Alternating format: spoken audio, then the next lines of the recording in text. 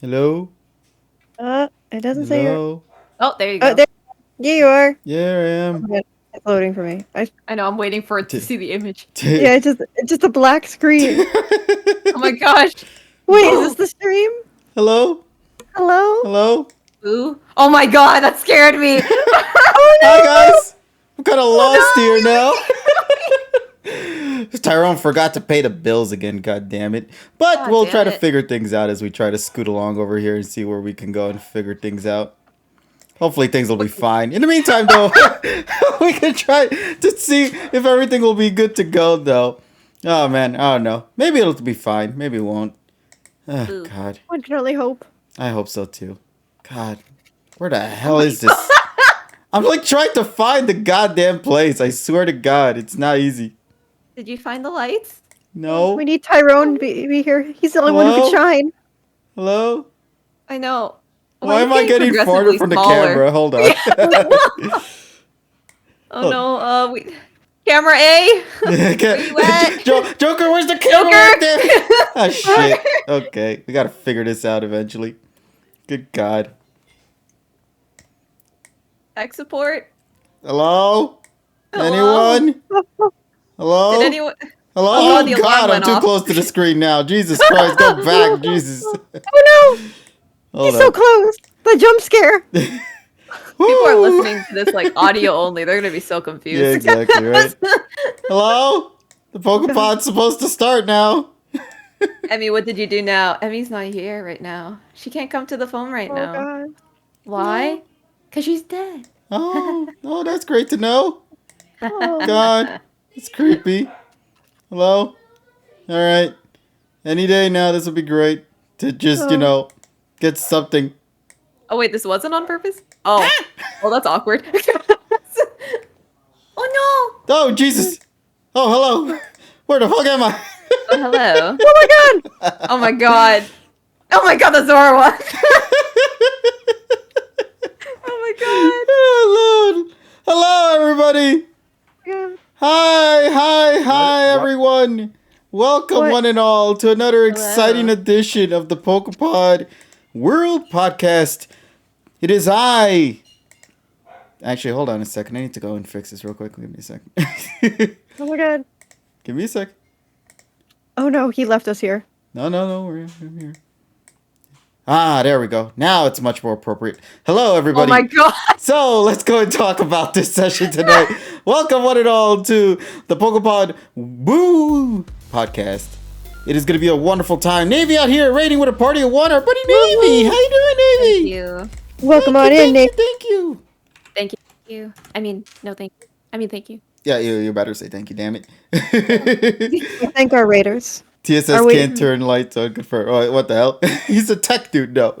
Oh, man. But anyway, welcome one and all. Tonight's session is going to be a celebration of the spooks. We are going to have nothing but pure fun here in this server as we talk about the shenanigans that are happening within this week. With the spooky stories, with the spooky shenanigans, all that kind of good stuff in between. We will do our best to cover it all. It's going to be a nice, fun, chillaxing experience for us all. And we hope you guys enjoyed the little festiveness that we got going on here in screen as well. Navy out here giving a gifty to Pantomime. Thank you so much. JN is as scary as is. That's why the episode's playing in the background. Ooh. No, I'm just kidding. You'll be surprised in our review when we get into this episode, but we will get to that when we get to that. In the meantime, though, can we ask everybody here in the chat to go and share their hellos with the community? I would love to see what y'all are up to. In the meantime, allow me to go and take this opportunity to go and say hello to the fellow folks we got here in this call. Let's begin from the one closest to me right now. We got... Well, you're not really cosmic, are you? No. Or who exactly are you, anyway? My name is Infernal Absolution _ Wait, the underscore still stays... Yes. Okay. I'm here. I'm a fan of Granbull, and Snubbull sucks. It's a pre-evolution that's trash. I'm glad it died in Pokemon Power of Us, because it didn't become a Granbull. Yeah. I drive my truck around all the time, and I don't get into accidents. Wow, that is And- scary. In my spare time, I like to hang out with my sister Jet and my sister Evilly. Mm-hmm. Speaking of which, who is that next to you then, buddy? Yo. Oh, okay. Evilly. Thank you, yo. Oh Hi. God! Everyone, say hello to, I guess, Evilly, if I'm correct. Hi, I'm Evilly. I don't like Pikachu. Pikachu sucks. Also, baking, what's that? That's trash. I like cooking. Sometimes. Actually, no, I don't. I eat out. Yo. Sister Dash is trash. Yeah, we Okay. only get from Jet Dash. Yeah, Oh, exactly. well, I'm sure Jet will be happy to hear that. And then, of course, moving all the way over there to the very far left, we got my buddy TSS. How are you doing? Okay, so when are we reviving Vincent Price, and also why do we have a Callie's younger sister and freaking Ollie's younger sister in this freaking show? Well, you know, we have to go for the budget versions, man. I'm just saying. Hey, listen, man. Well, money's talk sometimes. I couldn't get everyone that I wanted to get, but hey, we Yeah, I got guess something so. better. But Wow. don't worry, man. I'm glad to see Wow. you're doing fine. Although we have to take care of TSS audio real quick. Let me just raise that up a little bit. Yeah, it's weird because I don't know why it's low. Yeah, you're normally like I leave you the same. You never get touched at all in this. I in this know. thing. But hey, there we go. Now you're better. I hope. All right, we're better now. Yeah. All right. So, yeah, once again, let me say hello to our good folks here. We got Evilly, TSS, and Infernal Absolution underscore, right? Oh yeah. We don't talk about the one without the underscore, because that's just death. Okay. And, if I, and just as a disclaimer for this podcast, if I start sounding like Bella Lugosi, it is the effects of the Backstreet Boys booster. So if I get knocked out, or if I start to ramble on, or I start to sound weird, you know what that's causing. Oh no. I'm sorry.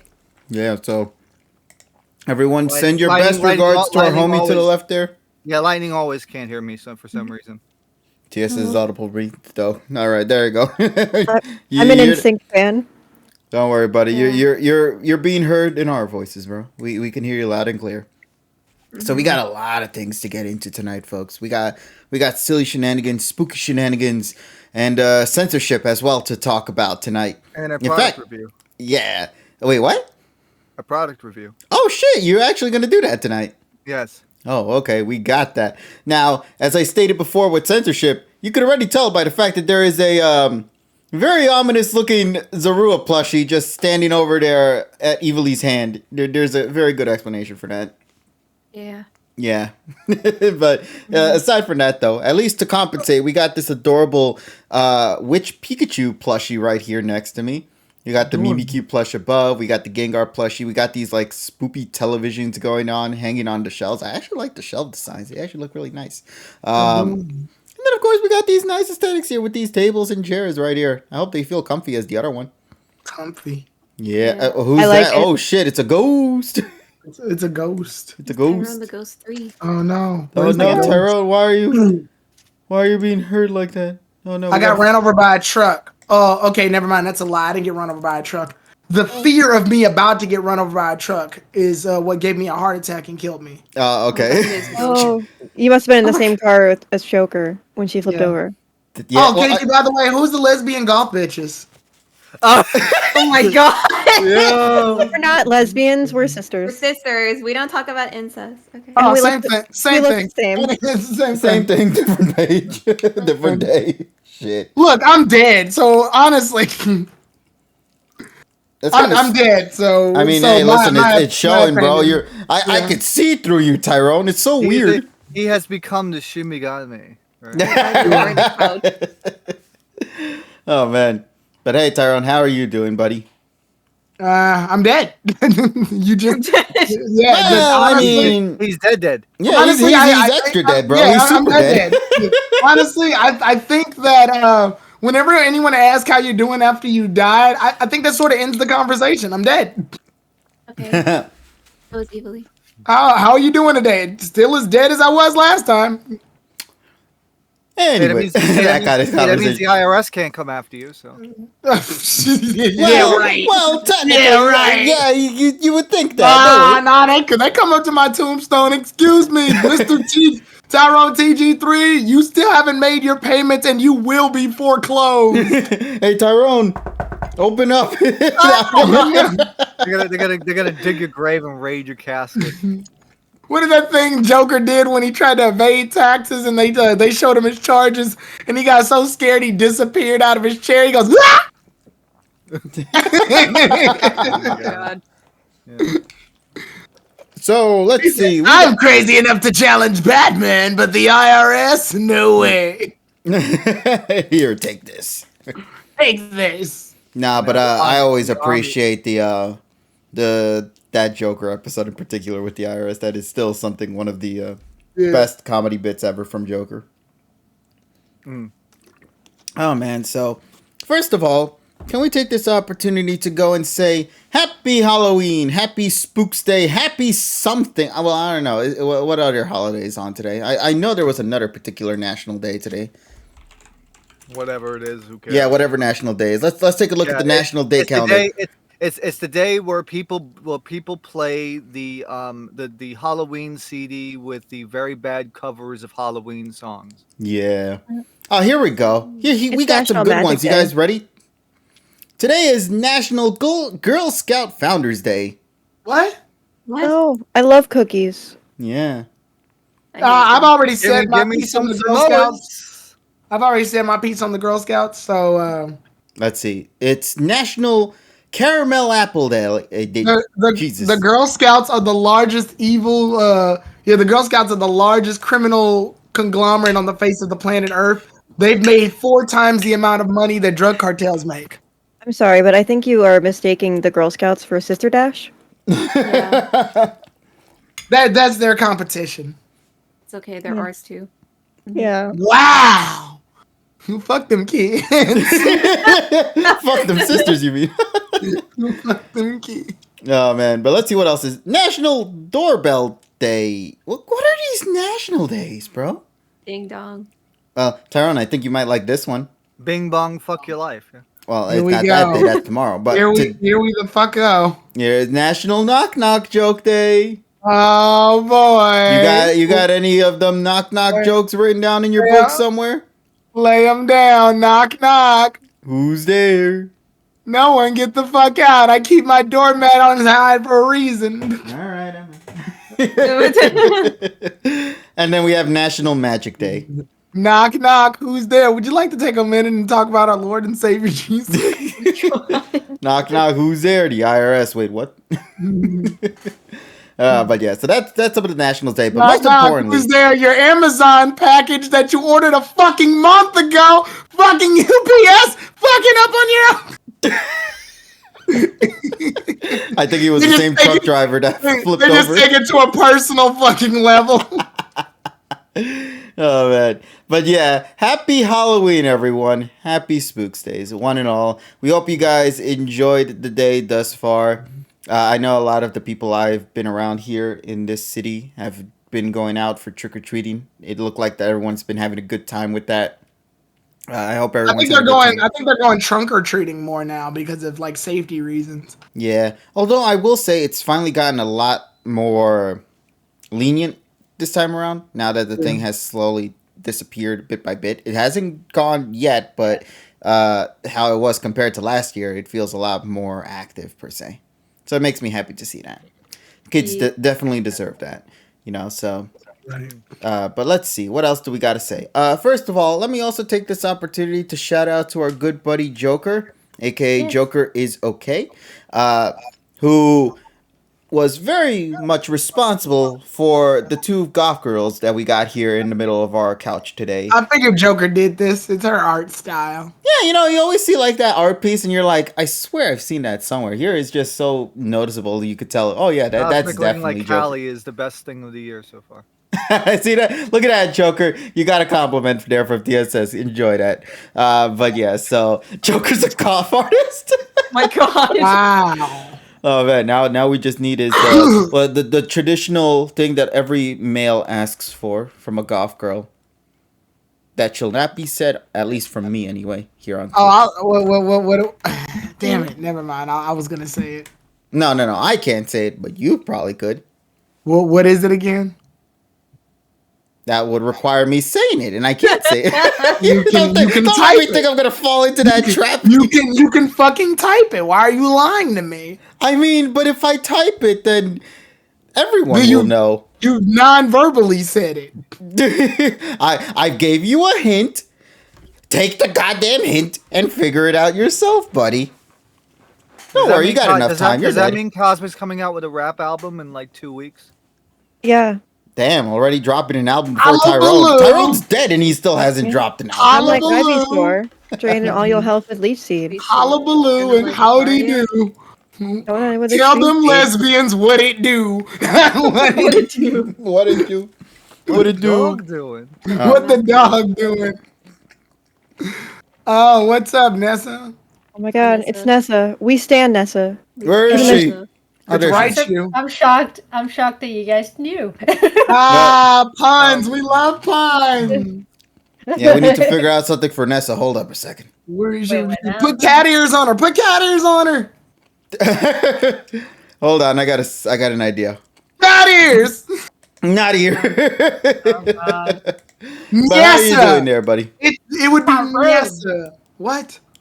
What? What? What? Oh, never mind. Keep going. Or He's upside down. Oh my God. Upside down. are we right side up? Like, woo! Wait. Woo! I have no idea what's going on. No, you're dead, Nessa, is what's happening. on Yeah, screen. just Yeah. like me, actually. You died, can't Nessa. control your ghost form, so you're kind of just floating up in the air in the wall for some reason. Yeah. Hey, that means I get to haunt people. Sweet. Yeah, let's go. I don't know why she's so positive about this. Hey, I listen, always man, let her wondered. have some W's, bro. Well, I she always likes thought Stranger filling Things out- after all. Filling out the Yes. prescriptions from the afterlife. Let's go. Oh yeah. Damn. Even Even in the afterlife, the pharmacy will always come after you. And then I probably need one of those books that Lisa Simpson had yesterday. Oh, you mean the Death Tome? Yeah, Yeah. Death Tome, yeah. Oh man, we got to talk about that when we get to that topic. But Yeah. we like we stated, we got a couple Why of does things. Emmy look like her mom just doesn't understand? Like, God. Best part is, if you notice the Zorua plushie there, there's a good explanation for that. Yeah, But, because we can't you show a don't bird. understand. We can't show a Mom. bird on TV, but we have to show a Oh Zoro. shit. We have to Why show can't the we- fox at least. Why can't we show the bird on TV? Oh, so, and I get to work with Bill Cipher too. Sweet. Nice, nice cut there. I know. I'm just looking at my keychain. I'm I like, get to "Ooh." officially meet the Queen of England. Mhm. I was like, woohoo! Oh 'Cause she's wow, dead. Cosmic, thank you for those. Because she's dead. Nice. You know what? Actually, since that's happening to Nessa right now, I got a different person to play with. But we'll get to that when we get to that. Take me to the Queen of England. God, it's hot in here. I got more colors. God, it's hot down here. Don't worry, this will be fine. Although it kind of reminds me of that stupid cat with the big eyeballs who goes, you know, Uh-oh. that Neko arc. I've met so many interesting people in hell. I've met so many interesting people in hell. Hitler. What? Jesus Christ! What are you doing here? I'm as about as surprised as you are. Jesus say hi to Christ, bro. Mousy. Yes? What? Why are you here? Say hi to Mousy. My dad and I had a fight. Mousy. Fidel Castro. Good God. In hell? And yes. Yes. That was pretty lit. Aside from the heat, good God. It's lit. But yeah, so let me see. I got me a smorgasbord of notes here. So what do you guys say? Shall we get into the festivities then for tonight? Yeah. Sure. Yeah. All right. Before we go into TSS's tech talk, because we do have one, as TSS stated earlier tonight, we are going to first congratulate and thank everybody who was in the Champion World Discord server. If you want to go and follow that server, make sure to go and join us there.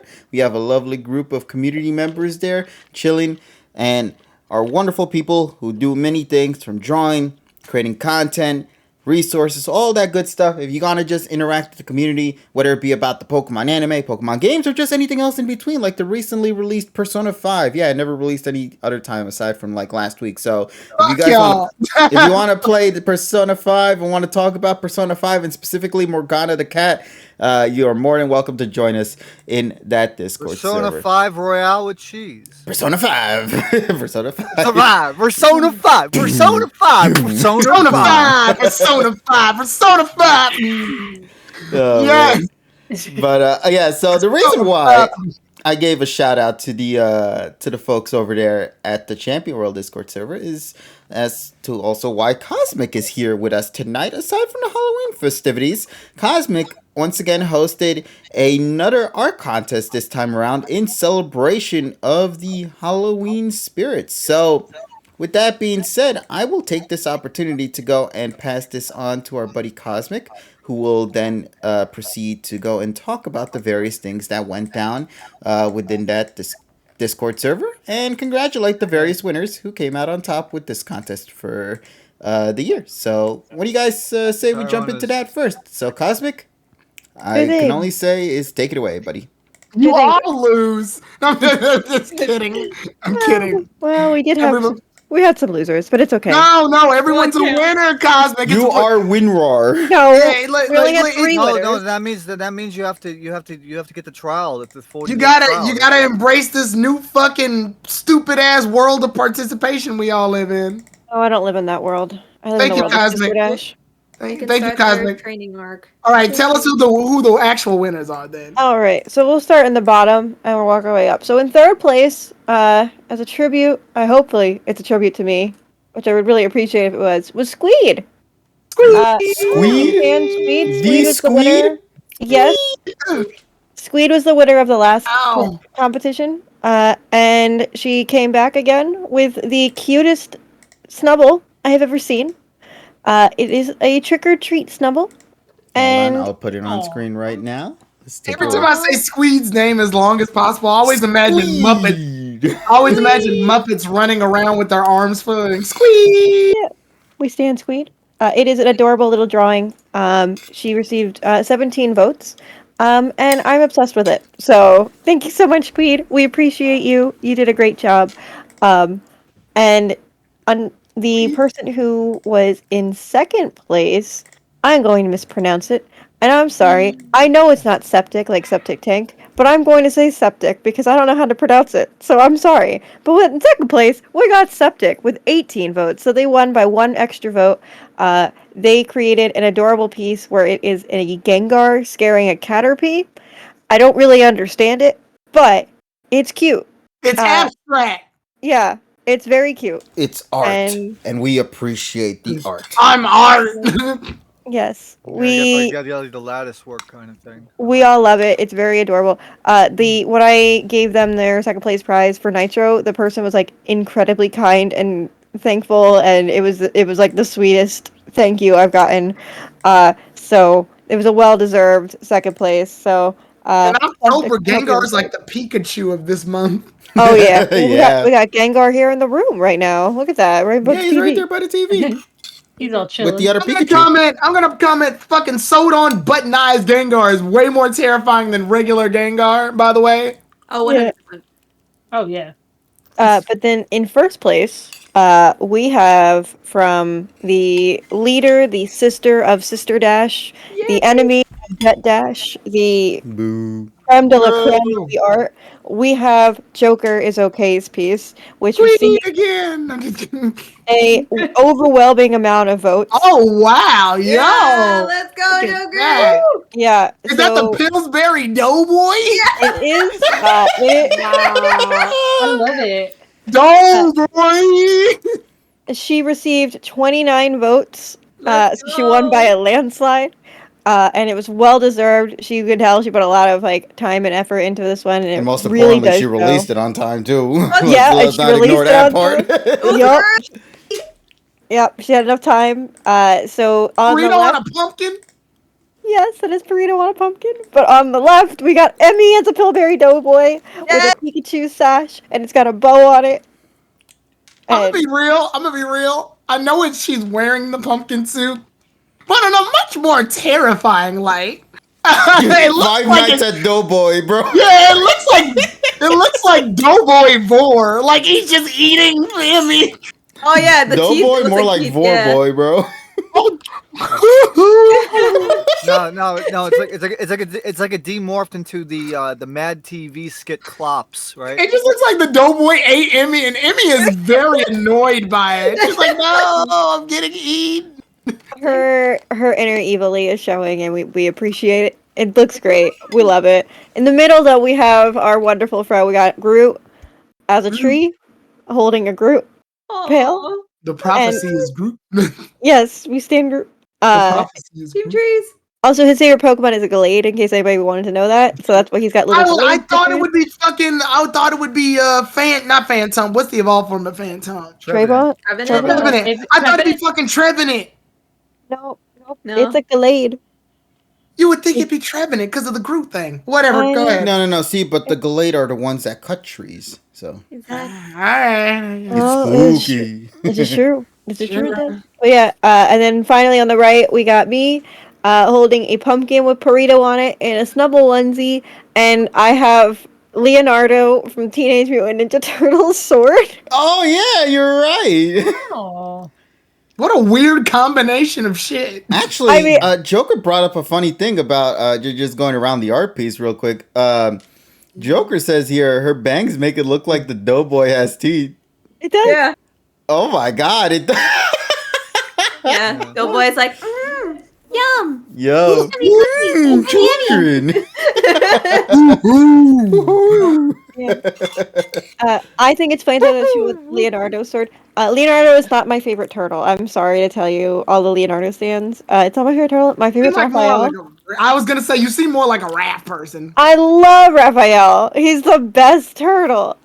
So I like Mikey, so I'm not really one to talk here. yeah, I was about to say yours is Motherfucker. basic. You like the comedy relief one. He's funny. Fuck you. What the fuck? Damn. I mean, mine's like rude and You should be disrespectful. like GSS and like Donatello.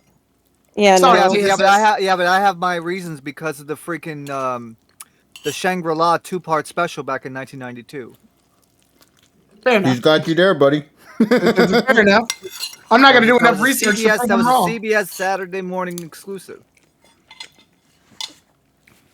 Aside So from how dare that, you. though, But yeah, but that is the winner of the art contest. So this art is going to be featured after the stream. I guess we will show it we'll share it on the Twitter if we have Joker's permission. And it'll next be featured on the Champions podcast on Wednesday, is what they told me when I asked them when that's Yeah. going to happen. All right. yeah. But I do want to give some special shout outs. Am I okay to do some special shout outs here Always. for some of No. the ones that we I'm got? just kidding. Go ahead. Yes, always. In fact, Tyrone, why you say no? Some of them have you in it.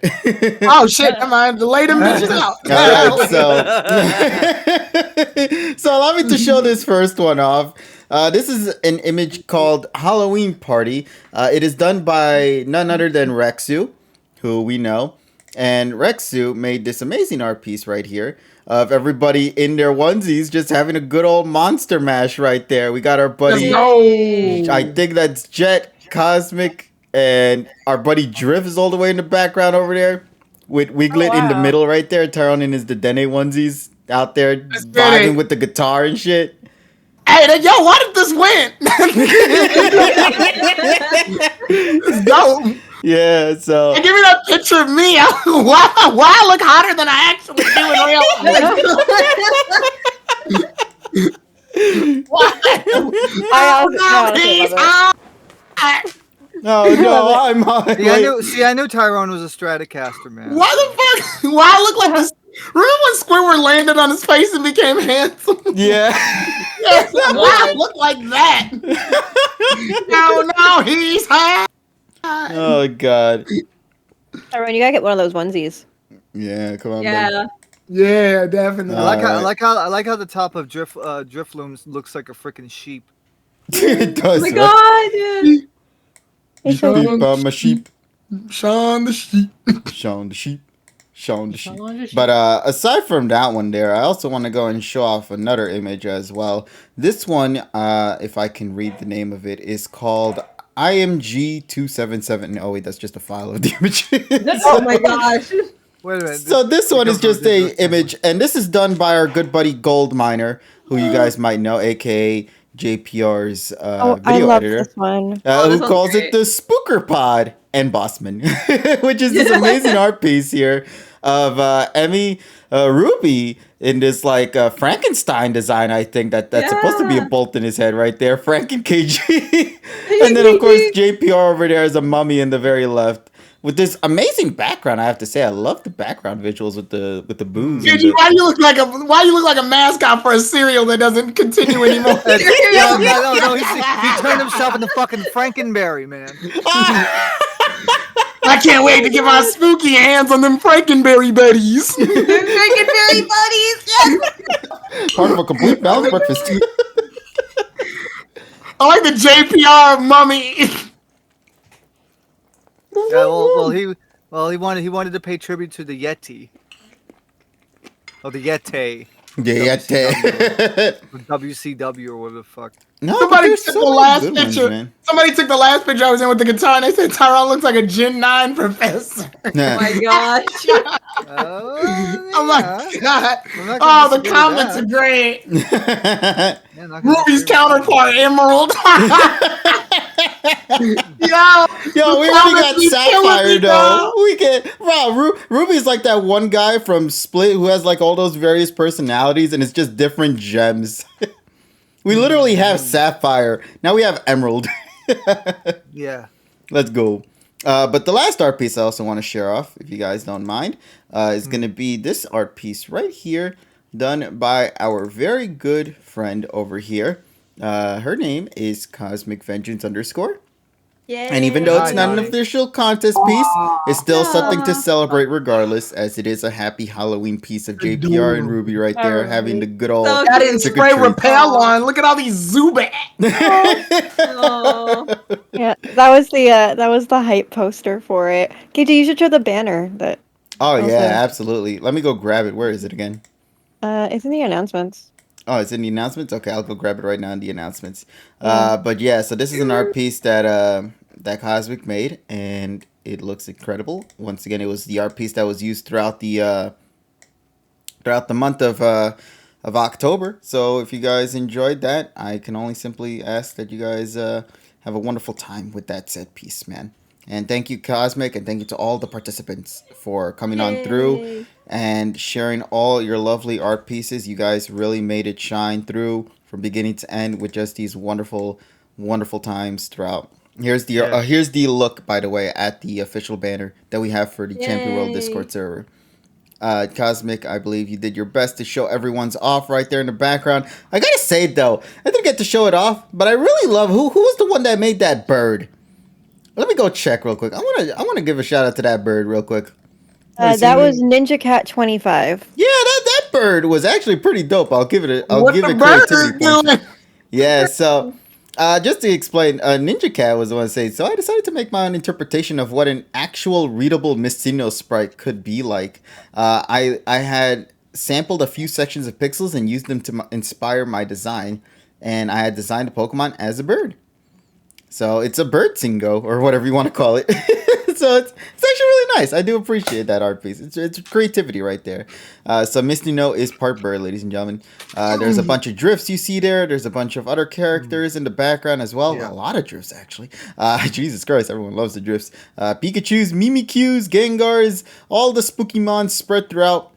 The lack of Zoruas though make it a 0 out of 10, but I can I can accept that. Next year though, you guys got to remember to add the floof. We need floof in Or- our lives, damn it. Wait It's until like- the next contest, which will be for the holidays. Spoiler alert. Oh, We're gonna do yeah, one. you're We're right. gonna do one for the holidays. You know what? I'm gonna compete in it. Really?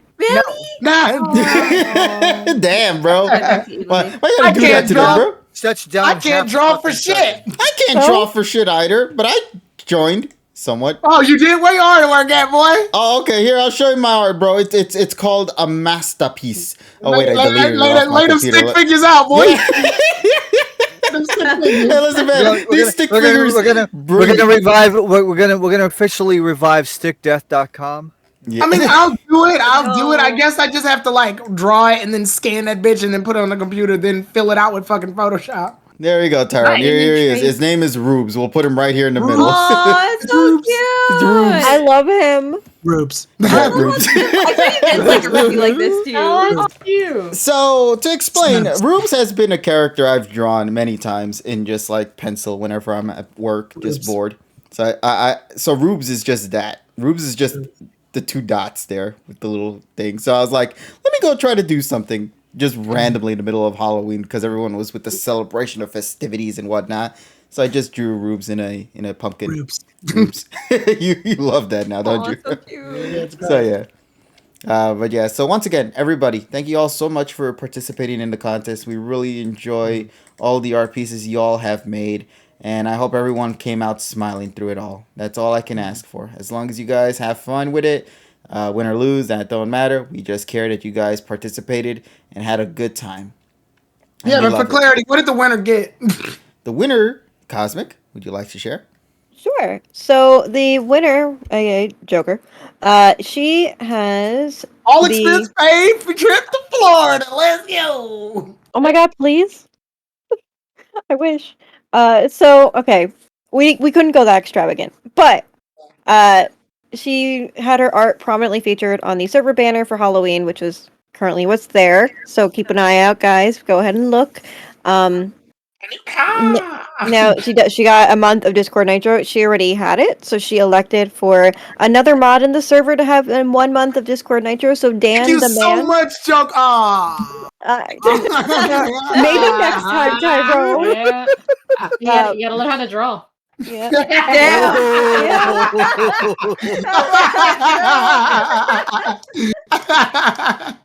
You can never get bored of Nessa's appearance, just randomly Gotta showing learn how up to out of draw. I goddamn love it. nowhere. I love it. You gotta learn how to draw. Love it. Yeah, but she gets a special role in the server called the Art Winner. So it's just currently it is her and Squeed that have the role, as they are the two people who have won the art contest. So hopefully on the next contest we have another one. We have a third. We'll see. And then finally, her art will be featured on the Champion League podcast and on the PokePod. So it Man, is- I'm curious about when the PokePod will do it. Hopefully that'll. No, yeah. right? yeah, Mhm. TikTok. that podcast. Yeah, we don't talk about that one. But No, I don't watch trash. I'm sorry. you know what? Why? Oh, you know what? I'm going home, guys. All right, I'm just gonna Alright, go. yeah, turn off the Right? lights. Show's Yeah, canceled okay. for today. All right, I'm out. Bye. Thank God. Good, then I can Just talk like, about take the me with then I could you. then I could talk about the RG353V for 15 hours. Well, actually, you did say you That's wanted what to you're talk gonna about do. that, so let's go. Okay, actually, let me see if I got some other deets here I need to talk about real quick. Actually, TSS, if you don't mind, we just got to talk about Yes, one sure. last thing here before we get to. Of course, yeah. Of course. So Nessa, I want to talk with you, buddy, because you were the one that was going hype about it the past couple of days. So, Wait, what now? The Simpsons. Oh yeah. Yeah, It was you're the one who showed me that clip first when I was like, wait, what is it? Yeah, so here's the thing.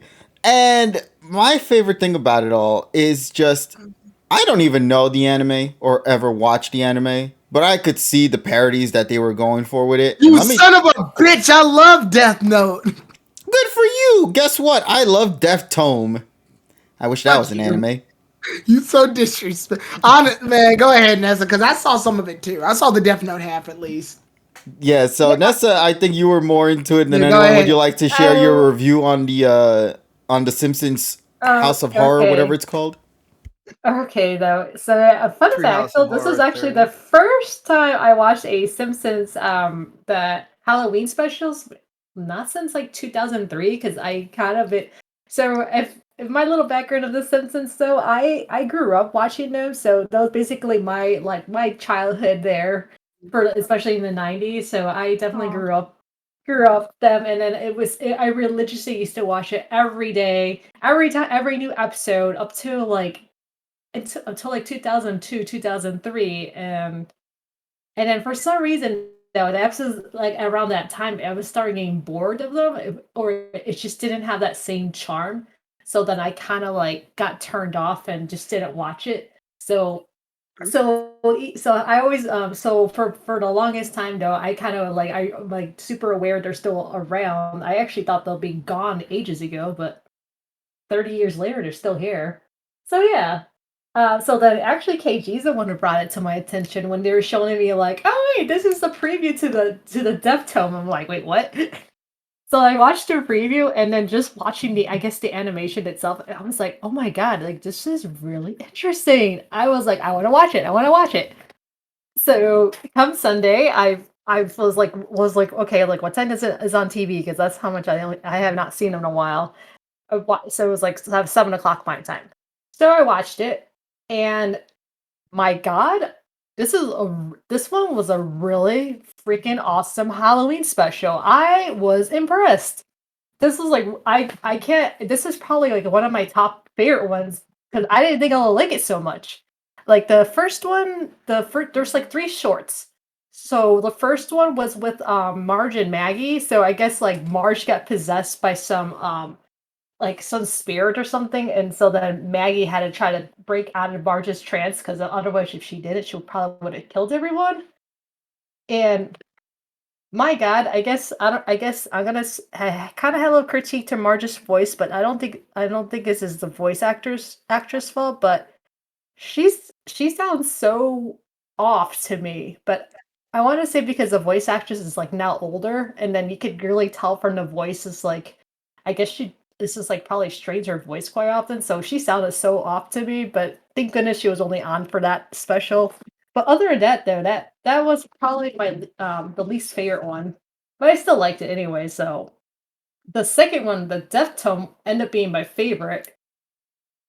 The Death Tome, oh my god! Like I never thought I'd give me so much joy to see The Simpsons in anime form. Like I thought that was like one of the coolest things ever. And I love like all their designs, especially Lisa's design, and then Homer's design kind of cracks me up the way they designed him. And I didn't expect Marge because Marge obviously didn't have like her epic hair, so they just kind of just threw her into a bun and then like called it a day. Yo, Marge, contender for anime waifu of the season. What the Yes. hell kind of timeline we Wait. live in? Yes. Yo, wait. Waifu, yes. You yes. you didn't see Marge's design, bro? I did see it, and I'm saying, y'all late. She was already on there. Nah, she wasn't on the anime waifu though. Yes, she the fuck was. You don't see them drawings? You don't see when people redraw her No, shit? I meant official. Yeah. Yo, listen. The only ones I've ever seen are the ones that came from the fan art, and then I think Cardi B, who recently dressed up as Marge. Yeah. Oh, they did. I'm gonna bring that up, They too. technically put Marge in anime form before, but it was in one of the little, what do they call it, the couch openings? Basically, where they sit down on the couch. Yes, the couch gags. Yeah, they did a lot of they did a couch gag with her as an anime character. So as I was saying, late. No. No. I'll show you the picture actually. Okay. But continue, Nessa. So yeah, it was just the short overall though is like I really loved the story. That was like one of my favorites, and it was kind of funny how like Elisa thought she was like the hero of like the heroine of this story, like by I guess killing all the bad people, quote unquote. So, but I think out of that bunch though, I was like, it was just hilarious, and then she just got obsessed, just trying to kill everyone off from Mr. Burns's I guess his little company that it basically support for him like taking over I guess taking over their household or something like that. So I thought it was hilarious. And then Mr. Burns' death kind of like I lost it with Mr. Burns' death. Oh, Where she was Yeah. Okay. So as the Death Note connoisseur here, I'll pitch in. She fucking. First of all, I'm amazed by how such a short parody skit was able to nail all of Death Note's major beats and be more accurate to Death Note's rules than the fucking movie, the live action movie was. yeah. Fucking, so Lisa writes down that Mr. Burns dies peacefully in his sleep. In his No, sleep. she didn't even say peacefully. She just says dies in his sleep, thinking that it'd be a peaceful death. But he winds up sleeping on top of the fucking Korean barbecue grill. my god. So he ends up burning his face, and they try to get his face off, but he's still asleep during all of it. So he's dying the most pain, but he's still like screaming in agony while he's asleep. He's like, and all the skin comes out, and I hear I think his neck cracked. Yeah, Like- and then Marge's like, how is he still sleeping? I think my favorite. I will say though, there are so many fun bits from that. Like, first of all, I have to say I applaud them for taking a little diversion when it comes to the whole death concept, because I think they mentioned that you can't do the same death gimmick twice, which I don't think was part of the original Death Note lore. Oh no, I mean you can technically. She just wanted to be original so she can avoid suspicion. No. They said No, in they the book. said that. It's in the book. Yeah. It's a law in the book. You Yeah, can't it kill was. twice the same way. But another cool thing, Tyron, you want to also know why it's so good as well when it comes to like the lore and all that? Well, it turns out that the people who animated this show or this particular show, They animated Death Note. they were the ones who helped animate Death Note. That's the why they original. did that scene with her when Lisa was writing. That's the same. Like Yeah, with the pen swipe and the Oh, camera yeah, going that was your crazy favorite. around her and shit. That was done by them, and I have to say I applaud them to Oh. 100% for that scene. They nailed every bit on the deaths moment there. That was beautiful. Oh my god. It was like the animation. I was like, damn. Yeah, they make some anime go in shame, bro. But I wish Nintendo Man they did. She didn't do the signature eat a chip segment, but I think that's also because she's a vegetarian, though. Yeah, they did mention the first vegetarian. Yeah. Vegetarians eat chips. No. Like, well, I don't know. That's the whole concept I'm thinking of. Like, why didn't they do it? I'm just assuming she's a vegetarian. But another funny thing I have to say about that, I love the gag of what's that creature's name again? Steve Johnson. Steve Johnson, yeah. Steve He Johnson. comes out and he says, "I've never seen a bloodthirsty vegetarian in my life, bro." And I Yeah, that died was of laughter when he said That was that. it. That was it. It was like he did like It's so good. Like some of the lines, they're just so simplistic, but they are so effective in the show. Well, and also just to hear Lisa, Julie can never say that freaking, saying like the anime trope lines, like the whole what and Yeah. Or even just saying, "I can't believe I turned into a freaking Shinigami," and I'm like died of laughter because that's so good too. yeah, you got you hit all the tropes. On Absolutely. just the voice acting, yeah. Oh, thank you, Ty, and thank you, Navy for the 100 bitty bits, and Ty for subscribing with Amazon Prime. Thank you for the 38 months, bro. We appreciate it, all of you. But the gags just continue. I love it because we then learn about L.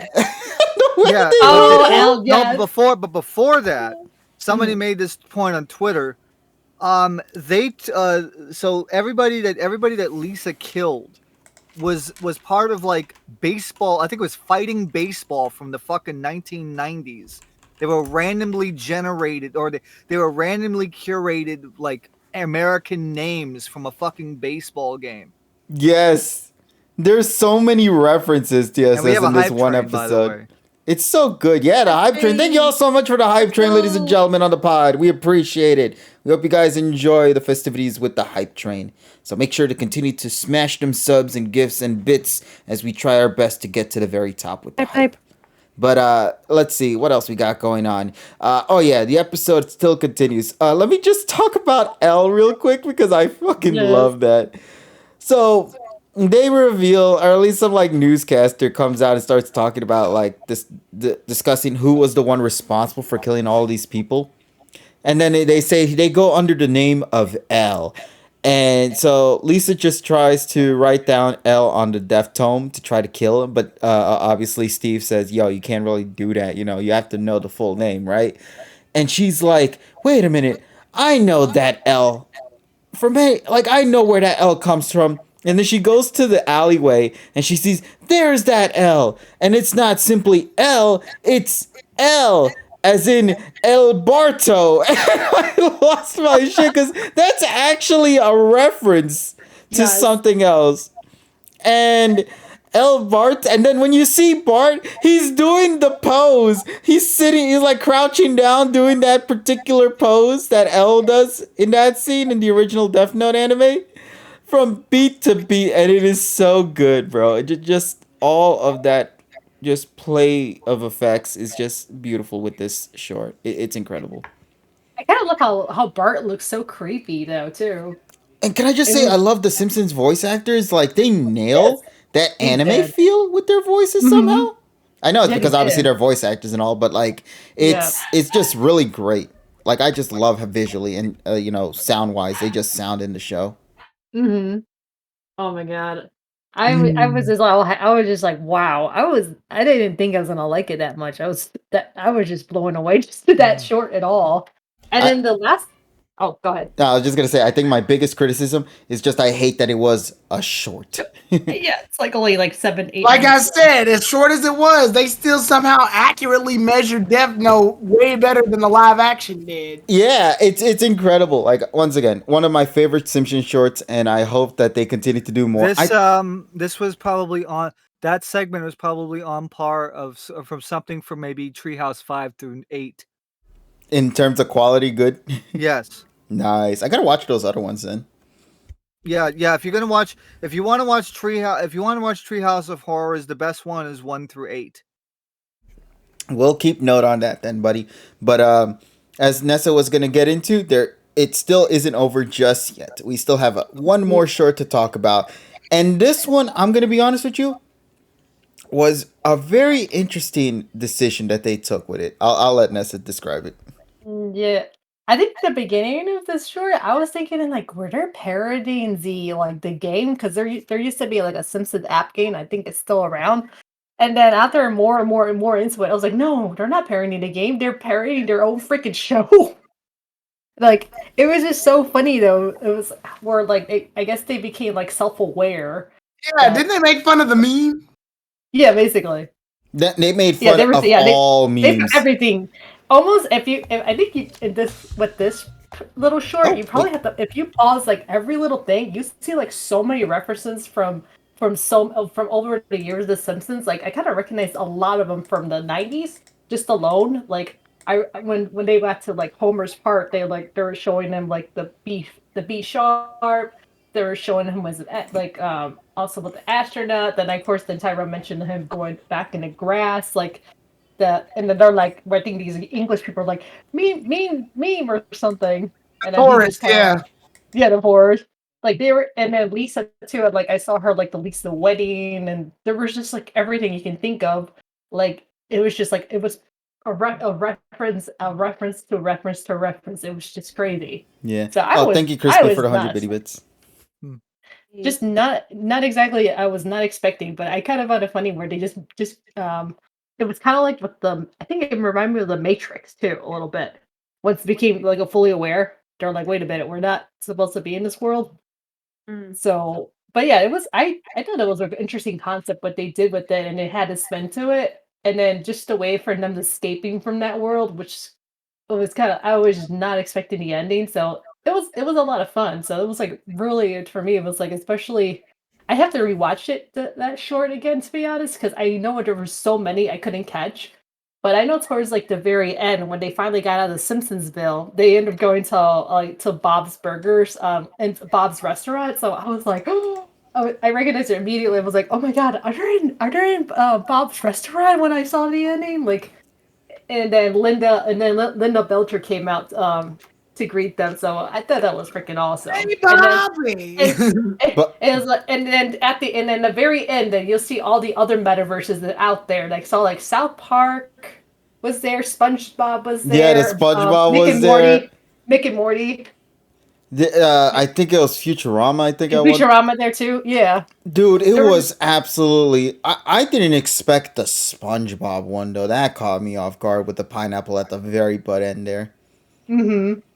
Yeah, But and I think I had to show you that one because I was like, holy shit! I was like, there's SpongeBob. yeah, I was caught off guard because I think I was just more surprised by seeing South Park and all these other ones there, and then to hear that Mm-hmm. there was a SpongeBob like all the way in the far back. I'm like, oh, Yeah, right.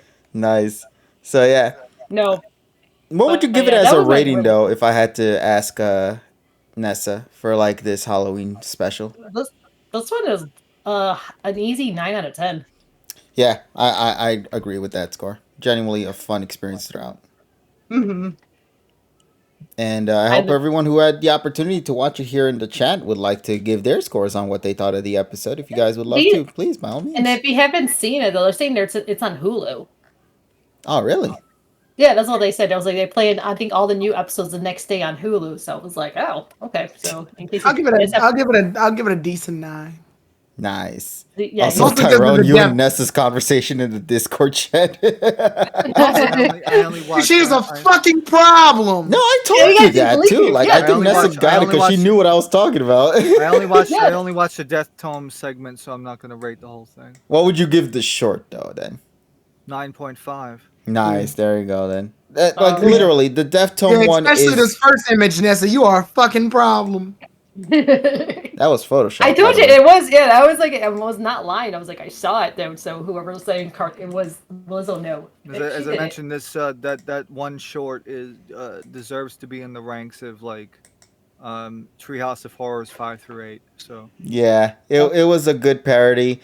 And even somebody who has never watched Death Note can immediately see Yes. just all the nods and references that they threw Yeah. in there. There's so many of them. I really can't wait for people to break Ned it down. Flanders and all this. Ned Oh Flanders god, is yeah. cool. Oh yeah, that was actually another funny thing. They actually referenced the stupid sexy Flanders in a bit in the third short, which is great.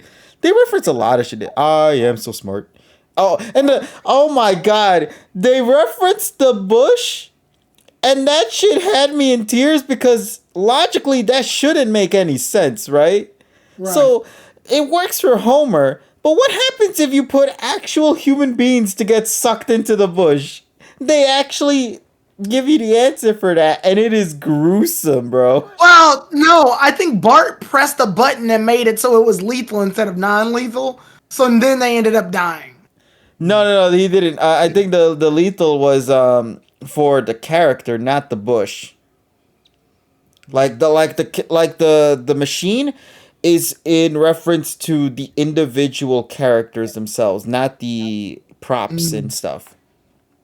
But the bush was hilarious though because they actually put 2 humans in there and then they just get crushed and died. I'm like, holy shit! It's a wonderful I special. think I was told this was the 3rd time they actually referenced the bush meme. Really? Oh, this is the only time I've seen it, so. Yeah, well, I've watched a lot of Simpsons since then. So.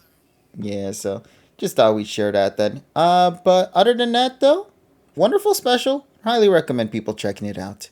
All right, so let's see what else we got here to cover next. We got 2 more things, and then we'll get into it. Emmy and Cosmic and Tyrone, I think, or actually everyone who actually watches this anime. We should cover this, no? Real quick. Spy Family. Because we did a community night for it. We've all watched the episodes. I only feel it's very appropriate for us to do our weekly review on the Spy Family shenanigans. So, Emmy, if you are there, buddy, would you like to take it away and share your thoughts on the episode and just give people an idea of what we're going to be going into with this one? Of course. What was the episode again? Wow. Well, that just shows you that this episode... It was the one they did the art thing. They made the Griffin. What? The Peter Griffin, you know. No, I'll break it down. Shit, I'll do it. Move. Okay, I'm moving. Get out of the booth. So Anya's plan to impress the second son using the dog failed. Oh yeah. Okay. Because Yeah. Anya, but what I love about it, she goes the show thus far, the story thus far. Like you know how like anime do a recap before the episode. She goes the story thus far, and then she goes the dog plan failed because I fumbled and called my dog. But then later they come back to it, and she goes and she fucks up and goes thank you for watching. So then she fucking does that, and then afterwards the art teacher, the original art teacher wasn't there, so they had the fucking dean do it, and their job was to make like a 3D animal out of construction paper and shit. So Anya decides that she's gonna work with the second son in order to make a griffin. Reason being is because if they can work together, then that can help her like get in good with the second son. And he can go over to the house and shit, and they can be friends. Mission success. Yeah. But the problem is Anya sucks at like everything. So every time she tries to like help, she ends up making it worse. She has like jet boosters to the Griffin. The wings look terrible. So then Anya just like takes apart her dog that she made earlier in the class and adds that to the Griffin. And the boy, the second son is like, this looks like garbage, whatever. So then by the time it's over, they leave out. Turns out when the art critics go up to go look at the kids' art, this fucking beat up ass Griffin wins a gold medal. And then it wins a gold medal for his efforts. So Anya's like, hey, you can show that to your dad now. He'll love you, right? And he's like, I'm not showing that trash to my dad. What are you insane? And then we learn a little bit about the second son. His father doesn't really recognize him as much, and he's too much of an important, rich, busy man to pay him any attention. It leaves on sort of a somber note. But then we cut to the redhead chick. I can't remember her name, but she's part of Lloyd's agency. Basically the chick that gets shit done. And she's like a master of disguise, and she does like this cool elaborate plan that gets two people spying on her. But then after about 2 weeks, she makes them think that she's going to be in like the pool for an hour, but instead she ends up getting a new disguise and switching out to walk out so they won't keep tracking her. And she goes to meet with Lloyd, and it's all great until Lloyd notices you still got the tag on your fucking coat from when you bought it. Never mind, I'm not going to tell her. I'm not going to tell her shit. And then after that, the episode just sort of ends. It was kind of weird, actually. I think it ends with them like saying, so how's it going with Strix or something like that? Oh, yeah, that. And he's like, my daughter is getting really good at jumping jacks. And she's like, bitch, what? Like, what? And then the episode ends. It ends just like that. It was so fucking weird. But I liked it. I feel like they were trying to do the double episode like they did last time. But I think this time around, I feel like the criticism I have is that the second half was too short. But it's fine. It's a necessary sacrifice because I liked the first half. So it's needed. It was fine. I'm glad we got some clarification on the redhead chick. Yeah, her story that she gave at like the end of the dog arc was actually pretty tragic. Yeah.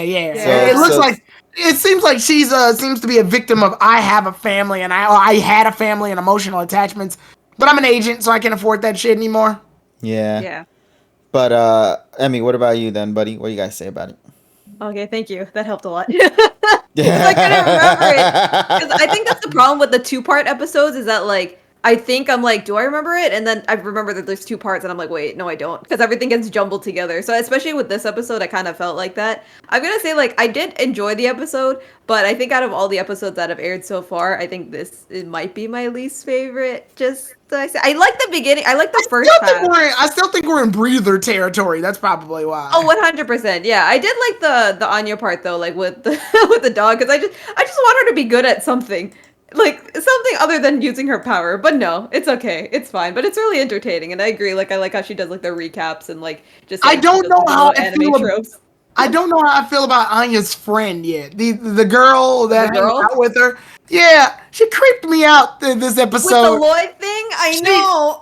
She takes her family picture and is like, I want your family, and then runs away. And then fucking she got it, but she immediately gained a laugh from me. When the dean comes by and is like, what are you making?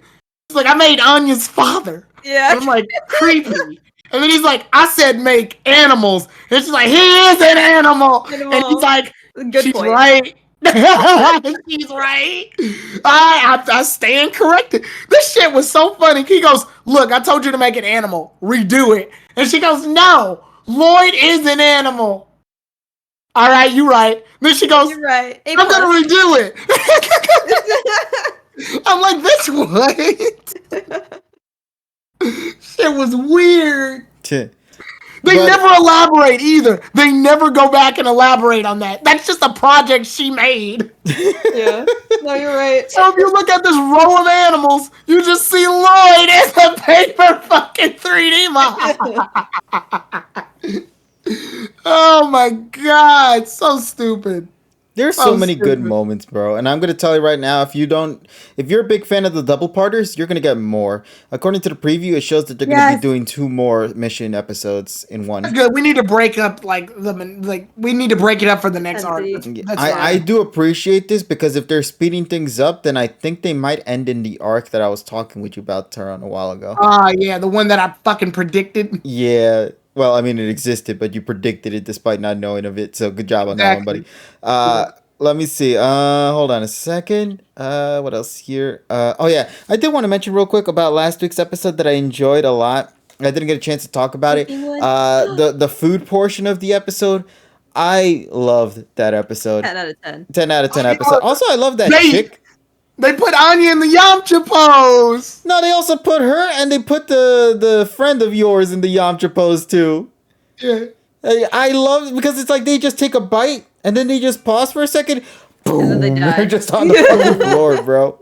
I love it so much. And I'm gonna say this right now. If you guys enjoy that pose, there's gonna be one more character who's going to have that same fate, and you won't believe who's going to be the one in that pose later. It had me in fucking tears when I saw it in the manga.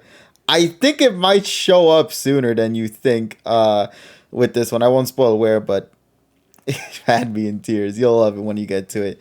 But yeah, overall, these episodes have been good. Cosmic, what about you? If you have anything you want to add to the conversation about the Spy Family stuff, what do you guys say? So oh, my dogs are barking. I don't know. I think we're getting a last minute trick or treater. Oh, okay, cool. So I really liked the episode. I thought it was cute. I don't know. I don't really care too much about the show outside of Anya. I just want to see Anya in school and do crazy shenanigans. And to me, that's like my ideal show. So the first part was great. I love it. I love her relationship with David and her classmate who was just nothing but a simp. And it was great. I had no complaints at all. Also, I do have one question for you, KG. Why are you sideways? Oh yeah, hold on, I'll fix that right Oh my now. god. Why not? That's the real question. Upside down. It's Halloween. Next thing you know, he'll be in the TV. No, it can't be. Oh, here we go. No, don't expect anything. Oh, he's creeping. He's creeping. Yeah, it's just He's creeping. lurking. He's just lurking. Don't worry about me. Oh my god. In the meantime, though, anything else you want to contribute to it? Oh, he dropped something. He's picking it up. I'm No. good. I'm good. Don't worry. Okay. Oh, he wants Tyrone to pet him. Oh my god, pet Ruby. What the Aw. fuck? I would help you up, but then I would lose the Zoroa, and then we would all get canceled. It's her mission. No, I have nothing else to say about the episode. It was just cute. You guys said everything I had to say. Nice. All right then. So let me see. Nessa, did you watch it by any chance? Oh wait, I think she's still BRB, is she? Yeah, she's still BRB. Yeah. Yeah. Oh my god, Nessa, what the hell did you post in the server? Did you see what Oh she my posted, Taran? Wow, I forgot that D Stallion was actually going to. She did mention that she was gonna cosplay as that. Wow, everyone's really good. I know Also, she's. Alicia Keys cosplayed as fucking Beerus from Dragon Ball. I love that so much. It was so Bro, good. I'm gonna need these celebrities to chill the fuck out. Y'all can't do this. Y'all can't. Y'all ruining my life. Yo, I love this childish. Y'all trying to ruin my life. Oh my god. Got me out here pulling my SIM card, bro. Cause goddamn. Goddamn it. I activate the SIP card. Now, Yeah. one This last... card allows me to yes, mommy. Mommy, sorry. Mommy, sorry. Yeah. Mommy, sorry. Oh my lord. All right. Now one I more- activate Lady Dimitrescu. Oh god, how does that work?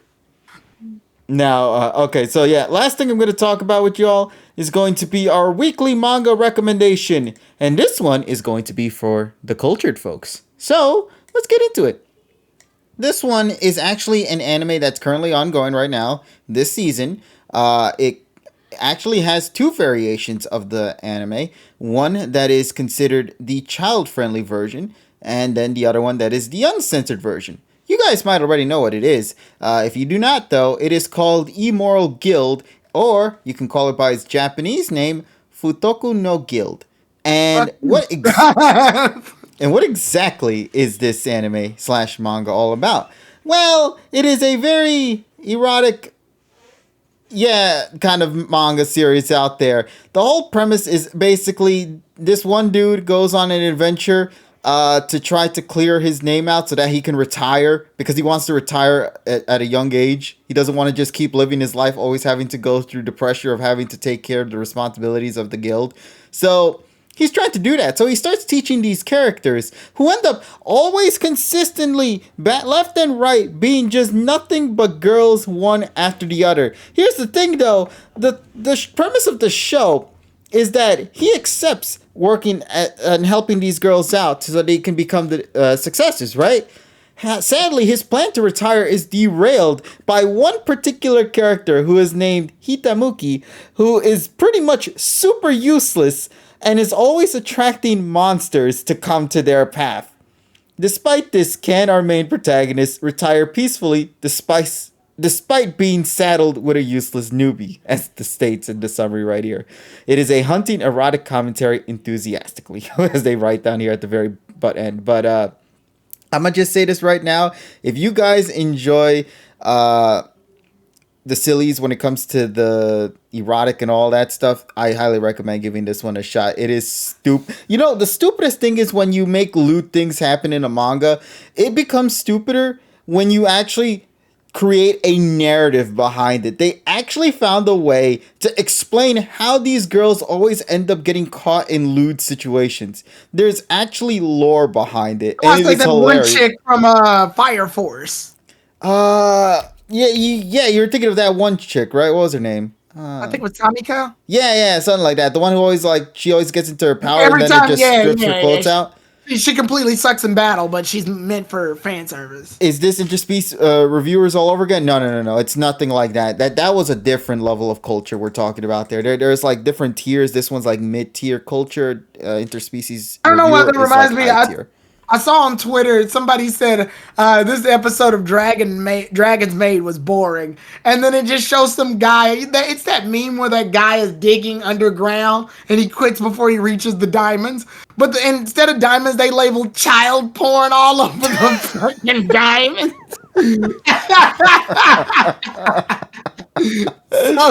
So Jesus Christ.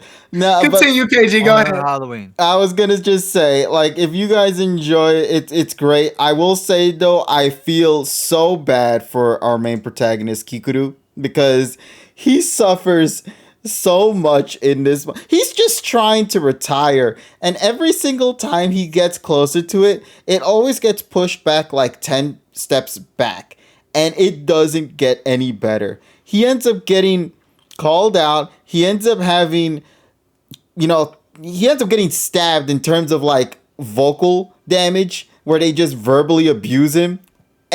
And it's meant to be in a comedic way. It's not like actually being super aggressive. Like, they verbally abuse him by like saying, "Oh, he's the ace. I've never heard his name whatsoever." Like, he has a very low morale, basically. So when anyone says anything bad about him or don't even recognize who he is, his heart just gets stabbed at that point every single time. It's hilarious what they do with his character. And it gets even sadder when more female characters get added into the mix. I won't spoil it. It is, once again, a very lewd manga out there, but genuinely a very funny and very erotic manga that I would highly recommend people watching. But it's only for the cultured folks out there who definitely deserve to get that approval and giving it a shot. So yeah, once again, name of the manga, Futoku no Guild. Give it a shot. So there you go. KG recommending erotica. Hey, sometimes I gotta mix things up a little bit. I can't always be giving you guys slice of life. It's boring. So I gotta give you guys a little bit of this and a little bit of that to balance things out. A little bit of slice of life to balance out the erotic lewdness that exists in our manga world out there. I mean, literally, one can't coexist without the other, ladies and gentlemen. You need both to have a well-balanced lifestyle out here in this world. I think that's the saying. I don't know. The fuck did you do? What are you talking about? He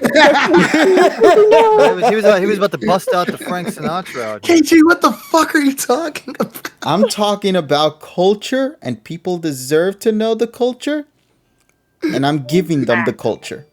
Now they just have to work hard to get to that culture themselves. Once again, the manga's What? That doesn't make any fucking sense. I'm So what are we giving it doing? to them, but they gotta get it themselves. What the fuck are we doing? Making Greek yogurt? Like Right. what? You just stir it and stir it and just stir it. Just keep at it. Not how that Yeah, works. just keep starting. just keep going and going and going. No, but seriously, go give it a shot. I can't say for certain if the manga has officially been translated. I think it is translated digitally. I don't think there's a physical release of it as of yet that I am aware of. But if you want to read it digitally, I think it's available on the Square Enix thingy, which already in itself is bad as is. So highly recommend just going to certain websites that provide those kind of things. Just saying. Or buy. Yeah, I also say this because of the fact that the similar to the releases like in movies or not movies and TV shows, they have the uncensored and the censored version. You have to trust the internet to provide you the uncensored version. So I'm just saying, keep towards this going, KG. I'm telling you, y'all need to grow up. Is what I'm saying, bro. Read some You say lewd. so. It's fine. Right. Yeah, Pirate thank you, industry. Kyle. You said it. You're riddle DD, my guys.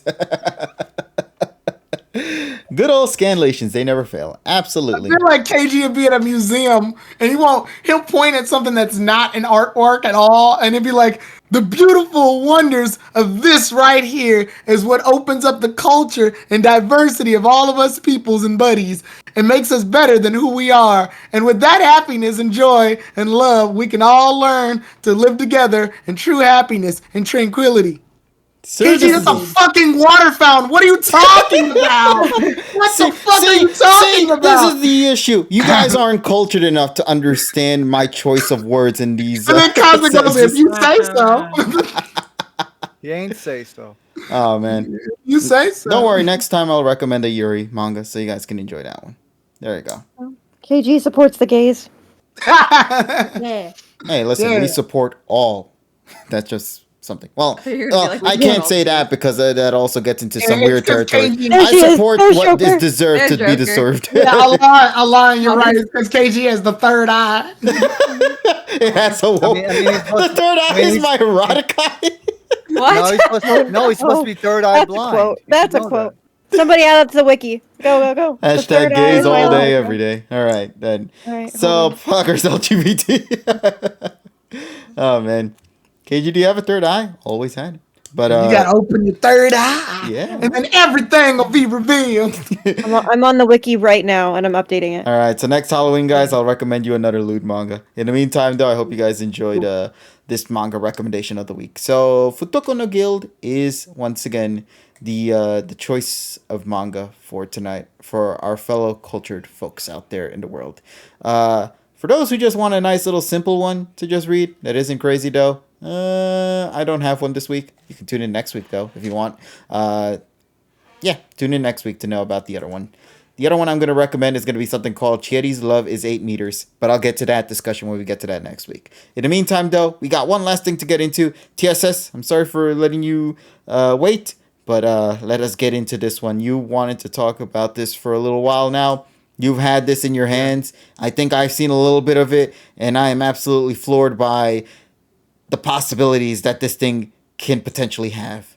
So, Yes. TSS, would you like to share and maybe even provide a link or something to allow me to? I already- Actually, you already I- did. Good job, buddy. Listen. I've been doing this enough times that I know how we do things around here. Yeah, Okay. let's go. So as you remember, last month on the pod, I mentioned a new product that is now in my hands, and I've had it in my hands for about a week now. It's the Ambernick RG353V. And what it basically is a Linux handheld that can also run Android. That is in the form factor of a Game Boy Color. 3.5-inch screen at 640 by 480 resolution. It is powered by a Rockchip RK3566, which is less powerful than the one in the Retroid Pocket 2 and Plus and the Retroid Pocket 3. But the price to performance ratio with the stuff that you can do with this device is absolutely astounding. So, the last device that I reviewed, which was the Retro Pocket 2 Plus, it is only an Android device. And while you can do a lot of things with Android, and yes, it will play games better than this, the whole concept of the 353V is the fact that you can also run custom Linux firmware on it. Now, let's talk about what else you get with it. So it has 2 gigs of LPDDR4 RAM. It has the V model. It has a 32 gigabyte eMMC storage, internal storage. As you can see there's 2 little Nintendo Switch style analog sticks on the bottom, which click for L3 and R3 mono speaker. On the rear, there are 4 shoulder buttons, and we'll get to the comfortability about that. And yes, and this one, and this, yes, and this is the device, which the product page specifically says here. If you scroll down to the bottom, and we made fun of this before, it was where is it? Here it is.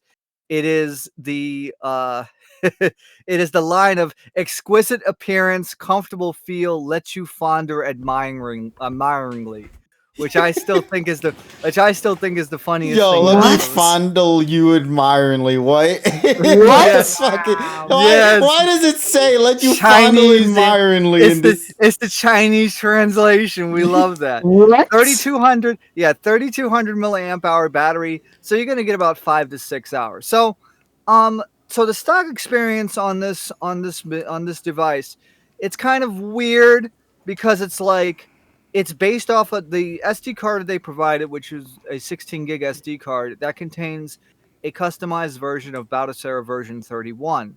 But that's not the you shouldn't buy that for the stock firmware. It also has Android on the internal storage, Android 11, but it includes no Google Play services. It does come with emulators, but the Android experience right now is very buggy, so you want to use custom Linux firmware on it. And let me tell you, the people over at the Retro Game Handheld Discord, they are some of the best people. They are some of the most helpful people out there. And this is the reason why these handheld consoles are basically living. I mean, people are still using Linux handhelds that are like 3-4 years old, and they're still getting support because people love these devices. So there are 3 major firmwares, custom firmwares for the 353V. There's also a 353VS, which the difference is it's that it doesn't come with a touchscreen, and it has half the RAM, and it only runs Linux. So the 3 custom firmwares that you have are ArcOS, Gelos or GelOS, and the Retro Arena. Now, the 2 OSs that I've experimented with are ArcOS and Gelos. Now, ArcOS is based off of Ubuntu 19.10, and it has an emulation station front end, as does Gelos. But what makes it different is, so this particular OS, I would like to call this the Tinkerer's Delight. So basically, you can, with a single script, install development tools onto the console itself, and then you can compile your own stuff on it by remoting into it.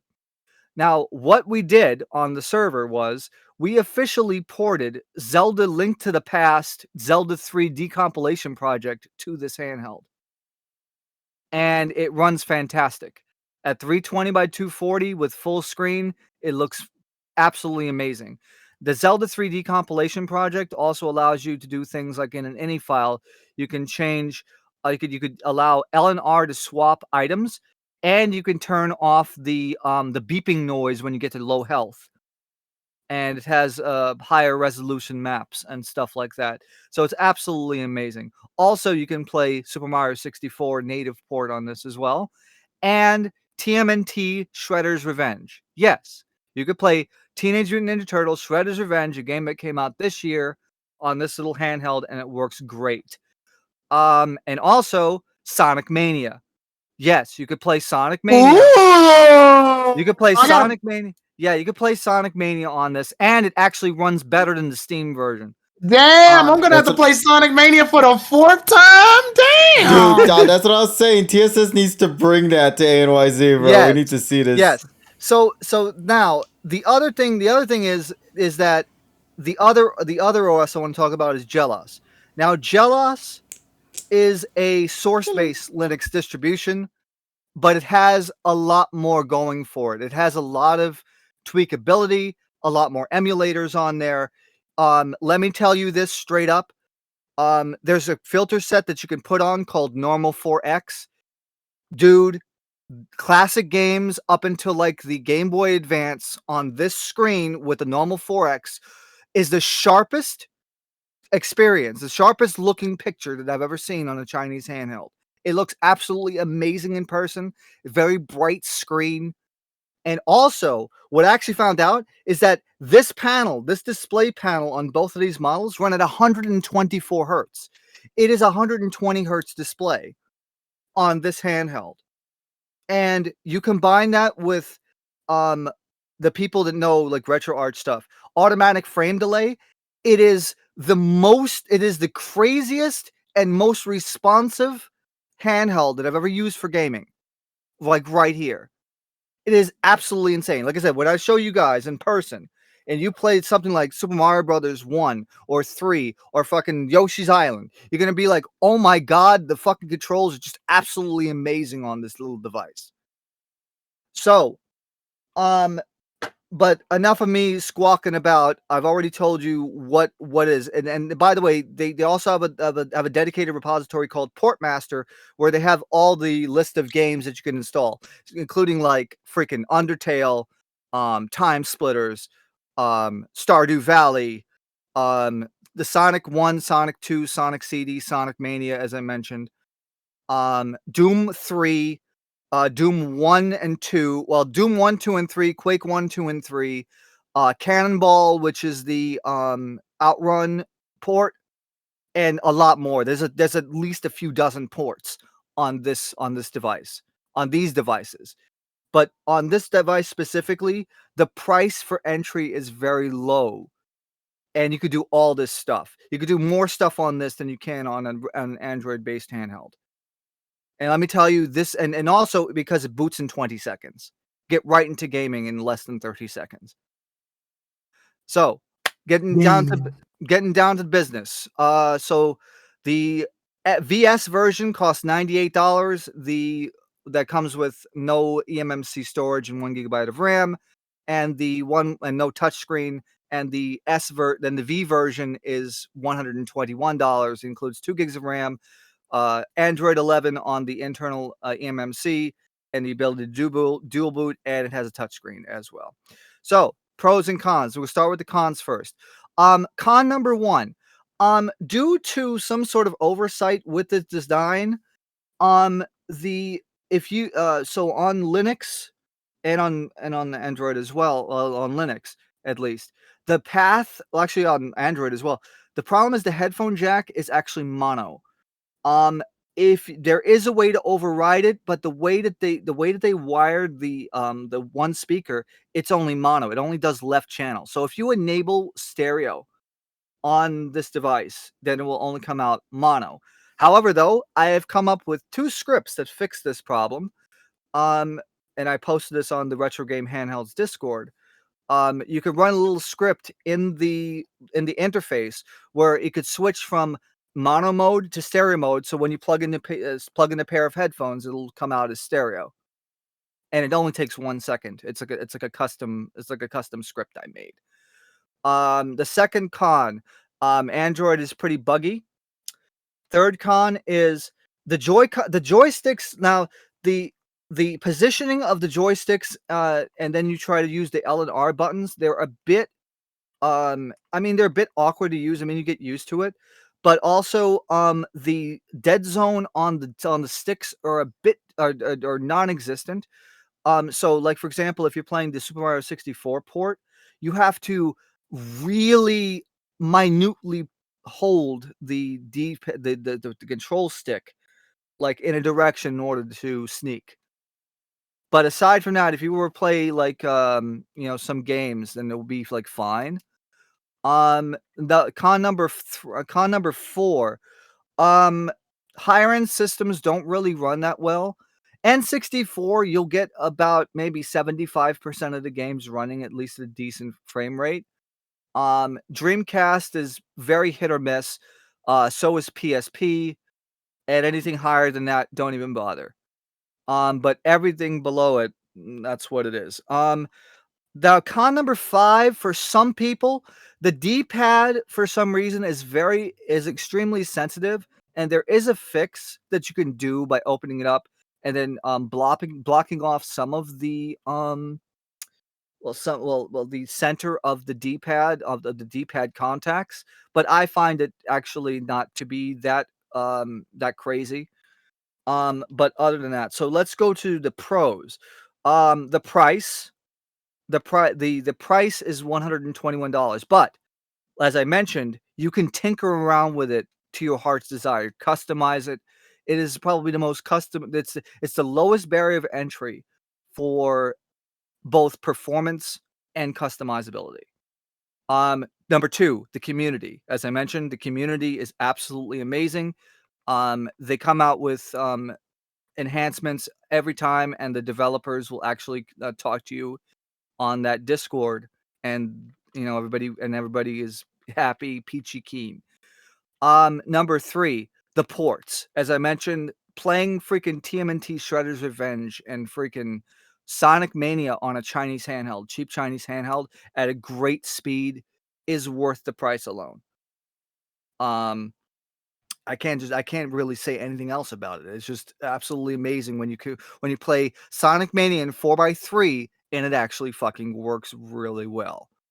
Number 5, the pro number 5, the screen itself.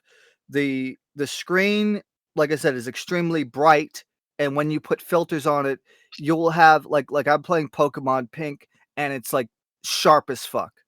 Like you will not see a Pokemon game, a classic Gen 1 game, look more beautiful than on this screen. And number 6, the frame rate. The frame rate, like I said, 124 hertz, which actually comes up in the menus as well as in like some of the ports like Doom. You see how fluid that shit is. It is just absolutely fantastic. And the final pro of this product is it's available. You can actually buy this, because a lot of the times the problem is with popular products. You can't purchase it. Like, for example, the Miu Mini, which is a very small little handheld that's also vertical. The problem is it's anemic, and also you can't buy it. You can buy this, and I would wholeheartedly recommend this device. And also number 7, HDMI out. This has HDMI out, mini HDMI out, so you can plug it up to a TV and it works. So I really can't discount that. You can use it. And also you could use this as a controller. Yeah, you could use this as a controller on a PC. It actually plugs in. You can actually plug in the USB-C cable and it'll actually recognize it as a controller. So overall, I'm going to give this one a 9.4 out of 10. The ergonomics are kind of detracted just a little bit, but I would say the community support and also the software, it's just absolutely nuts. And like I said, once you guys play this in person, you will understand that for retro gaming, like for D-pad and buttons, this is like the best. This is the best handheld.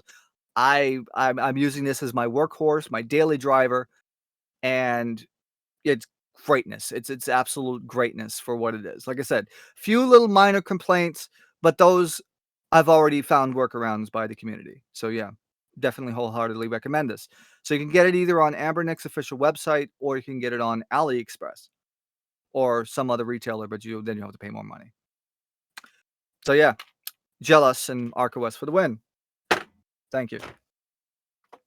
Great. I'm glad to hear that it was as good as it I is. see you Man. creeping back there. You're like just going out of the frame. Hey, what happened? Oh, there we go. So, no, I was going to say, I'm glad to hear that the device was great. I can't wait to try it out physically if you ever bring it to NYC. Well, yeah, of course. I mean, this thing is going to be staying in my bag. Nice. In the bag. Get in the bag. Also, in December, I will have a review of the Google Pixel 7 because I have it. Hey, there we go. I need to know if I need to get that because like my phone, I've had like my Google Pixel for like 3 years now, and I'm like, What, the I usually 4A? change my. Yeah, I have the 4A, so I'm like, should I change it? But then I also want to get another Pixel phone, but I've heard the 6 is not that great, so I'm like, Yeah, I'm the interested to 7. hear No, that. I'll tell you this much. The 7 is a much better improvement than the 6. It's me of the TikTok that I saw a while ago, where this girl goes, "My phone sucks," and then somebody goes, "Then get a new phone," and then she just looks at him, smiles, grabs a box, slams it on the fucking store counter, My and God. it says "nice phone." She brings it up to the counter. He scans it. He scans her card. He goes, "Your card was declined." And then she looks at the guy who said buy a new phone. And she just smiles harder. That's so fucking stupid. I love that TikTok. Yeah. Oh my so god. so before we do that, because I want to just mention this. So for the Google Pixel 7, I was able to trade in my 4A 5G for like $325. So Cool. I was able to get the phone for like 430 Oh, nice. for a 256 model. So like I said, it's just been great so far, and like I said, full review coming up in December. Yay. Nice. All right, then. Yeah. Well, thank you All for right. sharing your tech talk in this session of the pod. Really appreciate it, buddy. You're very welcome. All right, so let's see. We got a couple of things left before we get into tonight's review. What do you guys say we jump into those little last few bits of things to discuss? So, according to what I got here written down in the notes, if I open this thing back up, the other thing we are going to be talking about real quick, just to make sure I have it right here, the new Ghost mod. Obviously, we got to talk about it. So, They should have called them Boof. no, Borf. Borf. No, Boof.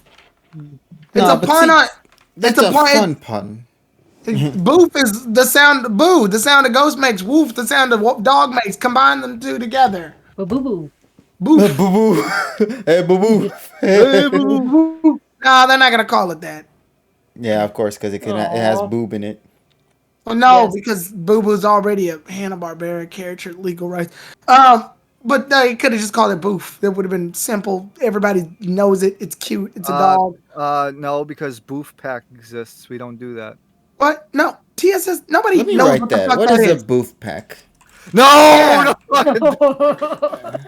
Oh, it's a song by Lil My Mosey. lord, Okay. yeah, my lord will be happy about that. Original no sax version. Okay. Look, I've been making up names for Pokemon long enough to know what works and doesn't work.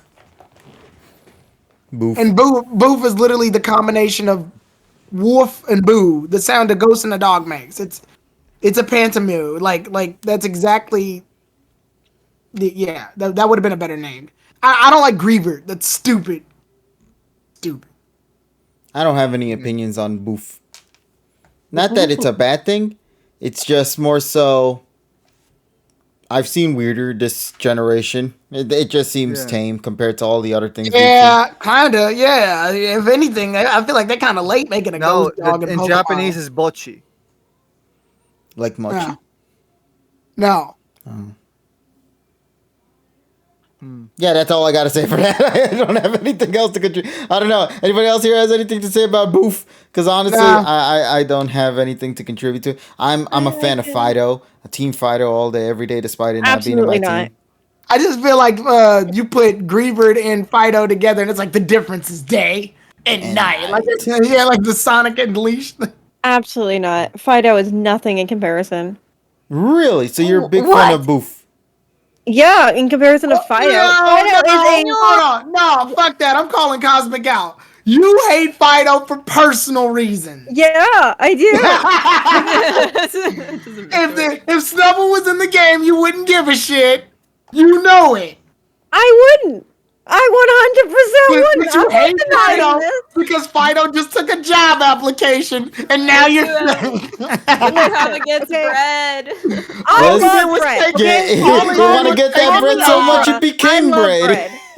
I love bread. Okay, I love it. I eat it every day. I constantly. I love eating toast. Look at this I'm all about apologist. bagels. Look at this apologist. All Look at I'm all all this about bread. I bread am and shit. not If this about was Twitter, Fido. if this was Twitter, you would have been canceled a long time ago. Oh, go ahead and Why to be cancel me for canceled? not liking the Bread. bread Pokemon. What you got against? Why Well, is it a fairy? The problem Okay, is a bit. why? The problem is Twitter is a bit more musky than Because other bread is places. the tight cosmic. You got Not this getting musky canceled would be a lot smell going harder. on now. Look, if Nice it was, joke. if it didn't have the same exact look as Yamper with the collar of Snubble and the typing of Snubble, I might like it more. so a completely different Mon, basically, in general. Yeah. I told you she hates Fido for completely unjustified reasons. Damn. She hates Fido because Fido took a job application. And Yeah, sent it no. on time compared to Snubble, who was late. See, Samurai's agreeing with me. Joker's agreeing with me. It's you know, those two people are enough. I'm adding this to the sister. Hello, I don't stiff know. energy is off the charts. I don't know, man. I am sorry. Okay, look, Fido, I'll give it that. It's cute, but I will never have it on my team. You'll never see me with a Fido. Okay, I I'll never unless- have it either, so. Yeah. The only I don't reason know if I'll have it. It the depends only on reason I would evolution. have Fido is if it evolves into a dual type. That's the only way. If it evolves in a Snubble. Yes. If it evolves into If Oh it could god, become it went Snubble from bread to bread. pure fairy? What the hell happened in that metamorphosis? Only way I'll have Fido is if it's making me bread so I can use it for the sandwiches. Because it 'Cause went through the you're magic not school telling bus, me. That's why. Yeah. I'm not making this bread in the desert. It's You not got good. yeast! yeah, Where the hell mean, did that come from? Look, Fido is a From the very thick, yeast and the waste. it's a very thick Pokemon. Okay, how do you You said yeast. it's a thick Pokemon. I'm all about the thick Pokemon. Love the representation. Yeah, it's the bread for the sandwiches. They Well, literally bread evolved- kill the bread bread, evolved- they cut yeah. its butt off, and they put that for the bread. Well, the bread is going to turn into You do cake, though. chug the same. I love this show out of context.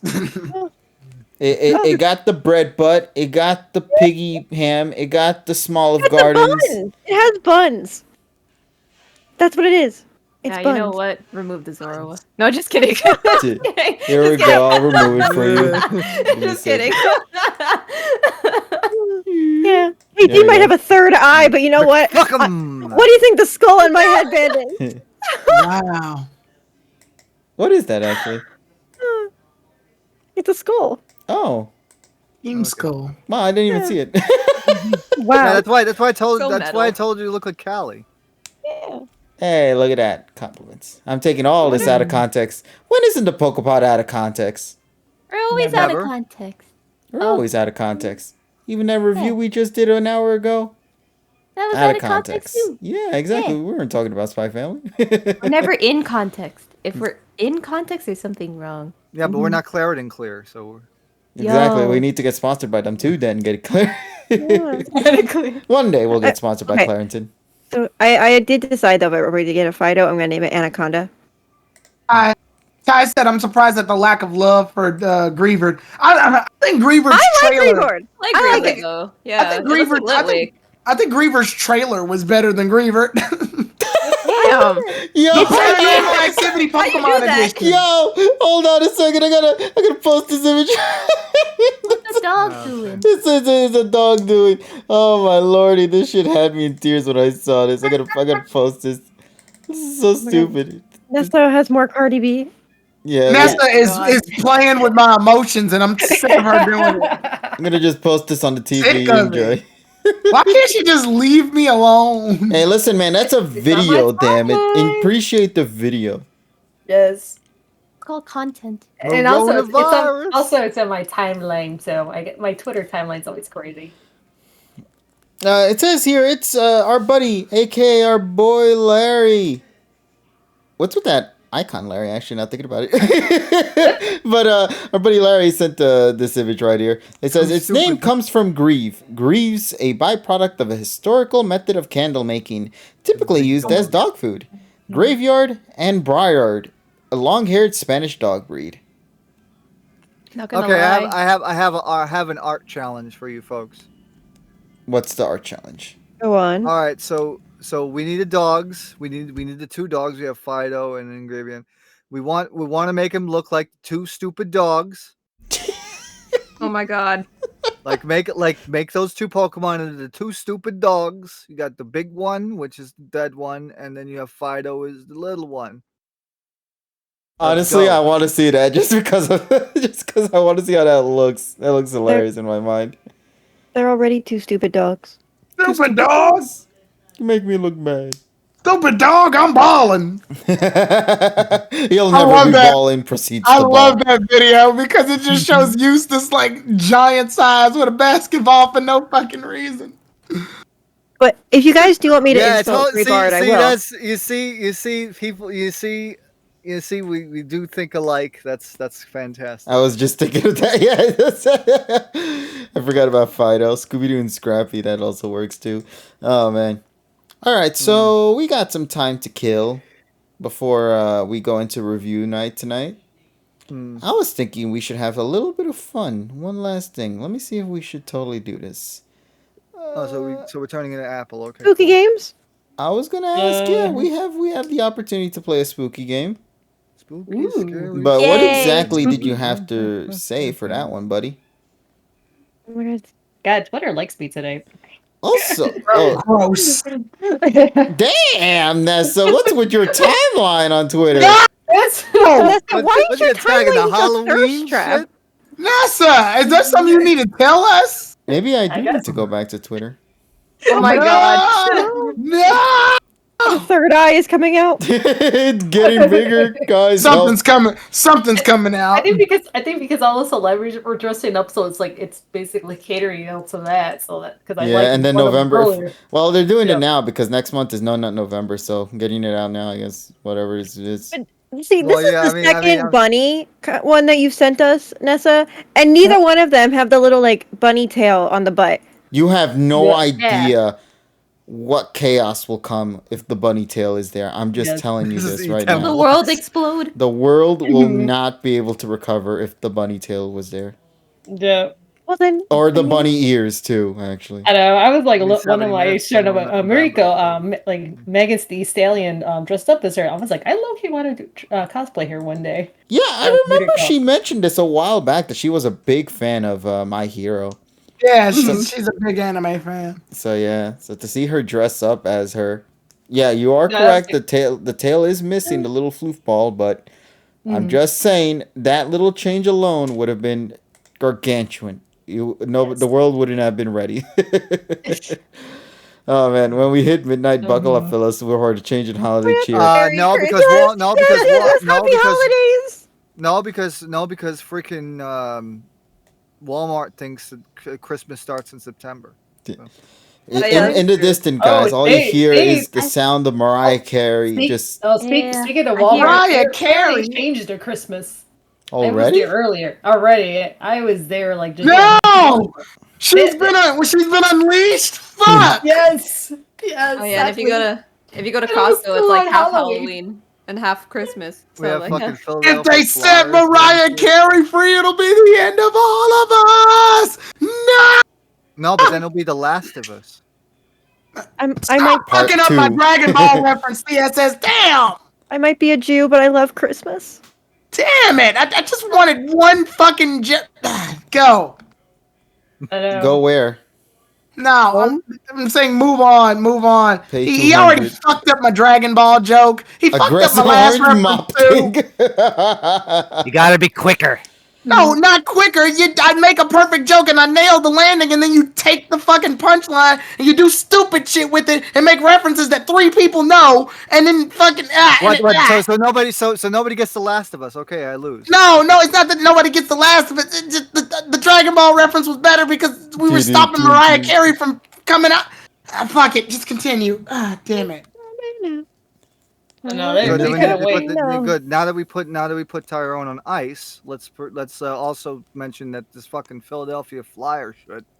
You put me. The only reason you do that is because you take my good jokes and turn them into weird jokes. Wait. Are you talking about? coming for Gritty? Because Gritty's Halloween costume was iconic. And I'm saying that as somebody from Philly, okay?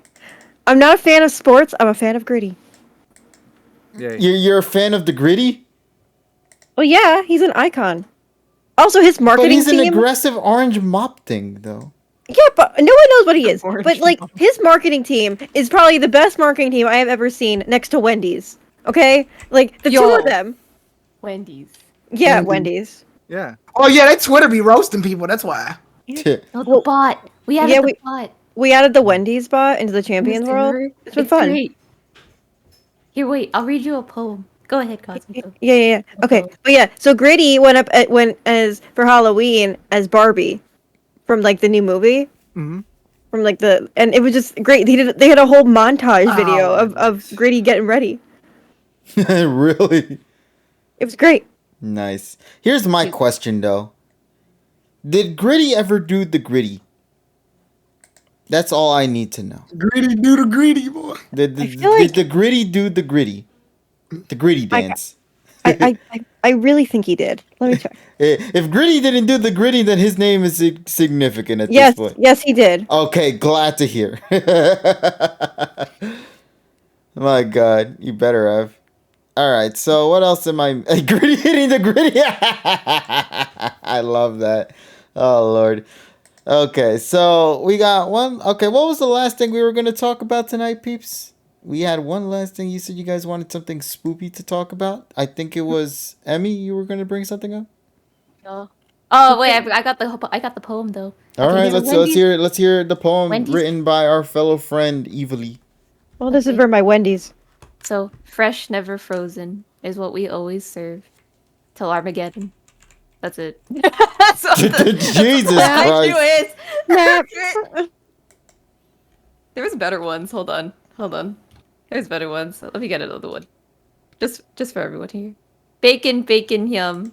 Bacon, yum, bacon, yum, yum. Does it sound like a Why does it sound like a K-pop artist? Sounds like a K-pop artist. Bacon, bacon, yum. Bacon, yum. Bacon. There you go. Bacon, yum. Emmy, I got you a good one. Oh, Dave's single combo. Extra cheese, medium fry. Large root beer to drink. Snap. Sounds What like the a fuck are we haiku, talking bro. about? The Wendy's haiku. Yeah, what kind of Wendy's? It's the Wendy's bot for Discord. Yeah, and if you ask for advice, it just tells you, sir, this is a Wendy's. If you can also ask it for a haircut, and it'll also say, "Sir, this is the Wendy's." This is the Wendy's, yeah. Yeah, well, I want Wendy's to make sure that they get my order faster than 2 hours. Oh shit! Now you asking for way too much, DSS. Wendy's known for their hot takes, not for their hot food deliveries, bro. No, KG, don't fuck with Wendy's. All right, don't say that. Don't come at Hey, the Wendy's, come at me, bro. Actually, Wendy's- specifically, come at me, Wendy's- the one in the orange jacket, bro. You know. I mean, come on. They have long hair and they have long lines. I mean, that's how it is. Target the orange one. The orange one will get it. Don't worry. You're welcome. They'll say sir. something. They'll say something like, "More people have eaten our Baconator than watched your shitty podcast," or something. They'll roast us. I don't want to deal with that right now. No, but you gotta understand I being can't get roasted. Wendy's roasted. But if you got Wendy's roasted, yeah, you're right. Actually, Yeah, we gain popularity, but it hurts. It hurts. Yeah, but that's I why nobody won, buys their but at coffee. what cost? Right. Okay, so obviously we got to do a couple of things left. Let's get into it. First things first, we got to talk about the Halloween jokes. I got some funny Halloween jokks that I would like to share with you guys. Yes. Yes, let's go. That I went from Google.com. So here's some really good Halloween jokes for y'all. All right, you ready, guys? Let's get Yes. into it. Who does a werewolf go trick-or-treating with? His cousins, What Wolf and When Wolf. Werewolf, what wolf, when wolf. The cricket. I get it. Wait, what? Are you serious? You don't get it? What, where, when? Werewolf. the question- Where? The question is like werewolf, what wolf, when wolf. What, where, when, Jesus basically. fucking Christ, Nessa, what? I'm Cue the horrible. Washcomat Junior washing machine shutdown noise. Yeah. Yes. I'm sorry. That's what the fuck that. What? joke- No, what's the TSS? What's the Windows like? Boom, noise. Like, Boom. no, boom. the Windows XP shutdown noise. right. Say more of these All terrible. right, I got Yeah, some that's- terrible knock-knock jokes for you. You guys ready? Yeah, let's go. Knock-knock. Yes. Who's No. there? Go away. Spell. Spell Well, who? Okay. WHO. Ah. Wow.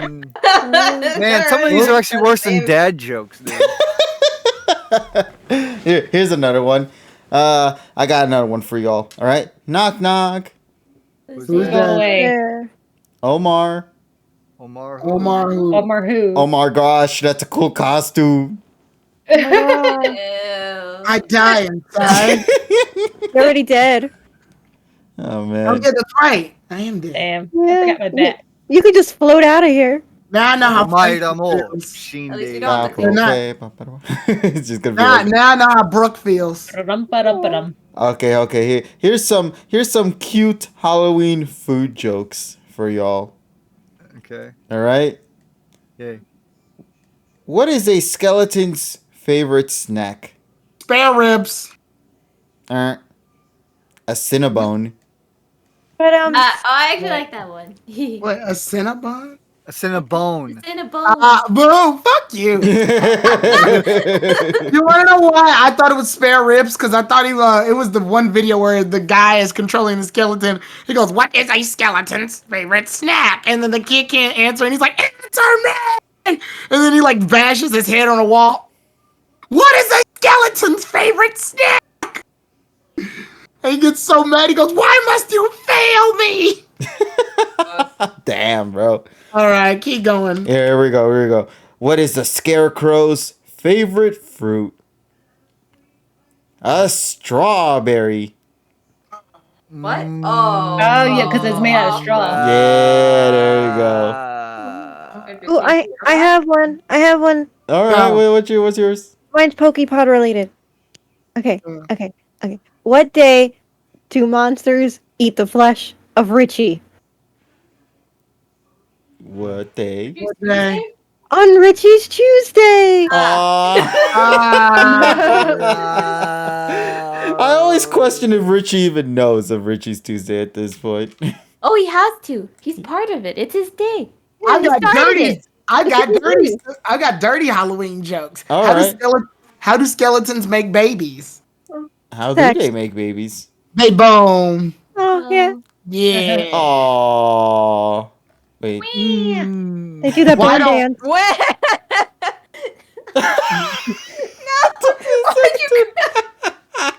Why do Damn, they witches? quick. No, they got that fast egg cheat, bro. Jesus. Damn, they don't need 9 months. They need 9 seconds. Damn. Yeah, that. All right, here's the last one, guys. Why do witches wear no panties? Why do witches wear no panties? Oh shit, that was bad. For better grip on the broom. Oh no. Oh my god. Damn. Ooh, I don't know if you shit. better grip on the room. Okay, Joker asks a question specifically to Evilly and Infernal. If they Oh, can no. comment about burning my home. Oh, yeah. So I'm No not sure. comment. Yeah. So KG, you should check out community videos when you get a chance for 16 seconds. There was a death of the Sister Dash. Oh shit! What the hell? Goodbye, Sister Dash. Damn. Oh. Yeah. Well, In honor of Halloween, Jet set fire to Sister Dash's home in Minecraft and burned it to the ground. Neat. Nice. you know what? Tyrone's comment is perfect to Wow. describe this. Well, congratulations, part of Sister it. Dash. Y'all broke now. It's fine. We'll be back tomorrow. All right. Well, exactly. that You guys was have short-lived, I guess. Bigger and better. Well, it could be like New York State, and you could build it back better. Hey, Yeah, exactly. let's go. All right, so there we go, ladies and gents. We hope you guys enjoyed whatever that That was. Whatever that was. Yeah. Whatever the fuck we just said for like the last 2 hours. Yeah, I don't even know what the I hell just we. see this comment on Twitter right now that says y'all folding for Anime March. What? Oh my god. Y'all folding. Hey, listen, man. Did you not see it?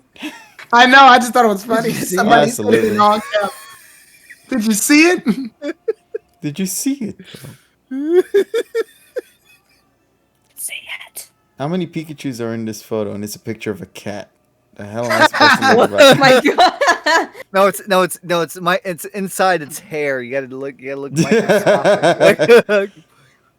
Jesus Christ, bro. Oh god, there's so many good ones here. Yeah. All right, but yeah. All right. So thank you all for the happy Halloweenies. with the jokes and the shenanigans and the spooky stories and the House of Horrors and the spies and all that stuff. I think we had a good time for the first 2 hours. So let's sit back, unwind, and see what kind of chaos will unfold in the next couple of minutes with this one. Ladies and gents, let's get into our review for the latest episode of the Pocket Monsters 2019 anime series.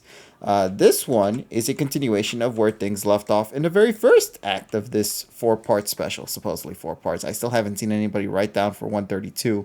It still seems to go at 131. But 130, titled The Finals 2, Toin. Let's get into it. And let me go read the review, or not the review, the summary for this real quick, and then we will go and hop into the review for this episode for tonight. What do you guys say? Y'all ready to go into it? Yeah. All right, then. So, most importantly, once again, to note, ladies and gentlemen, if you haven't had the opportunity to watch our first thoughts on the first act of the episode, highly recommend you do so, so you can get an idea as to what we had to say about the first part of this episode. It's easy to say that everyone ripped it apart. So, the second episode, how exactly do things, go in this one? Do they go well? Do they go sour? Is everything good or is everything bad? Let's get into it. So the summary states here, according to what we're going to be talking about with today's episode, who is going to win the battle between Satoshi and Dande? That's the summary for this episode. No, I'm not kidding. That's literally what I see here. It's just that. Nice. Now, there is another summary at the very butt end here. It says, it's the Masters Tournament Finals, Satoshi versus Dande. The two of them have been waging a seesaw battle since the very start. But as the battle continues on, Satoshi finds himself getting more and more toyed with by Dande's Pokemon and strategies. He eventually manages to really latch on to Dande as he switches Pokemon. But that turned out to be part of Dande's plan as well. And yeah, who's going to win the battle between Satoshi and Dande? Let us discuss. Alright, so here's my thing with this episode. I'll go first. I will say this episode was exhilarating. It was absolutely fun to watch from beginning to end. I think there were a lot of decisions that they made with this episode. Some very what the fuck decisions. Even some miming moments where Cynthia, who was supposedly opening her mouth, didn't actually say anything because what you heard in that segment was actually Diantha's voice in that. Which Fuck. Okay, so there, Tyron, you know that, right? Want to talk about? Yeah, I know. Just it feels weird saying it out loud. Yeah, and then the other, well, if that feels weird, what about the Dracovish suddenly doing the same thing Halucha did at X and Y in the league? Where he just awakens some new power that comes out of nowhere. Hold on, because I'm surprised so many people get worked up on the Halucha one. The Dracovish one literally makes no sense because even Ash doesn't know what the fuck's going on.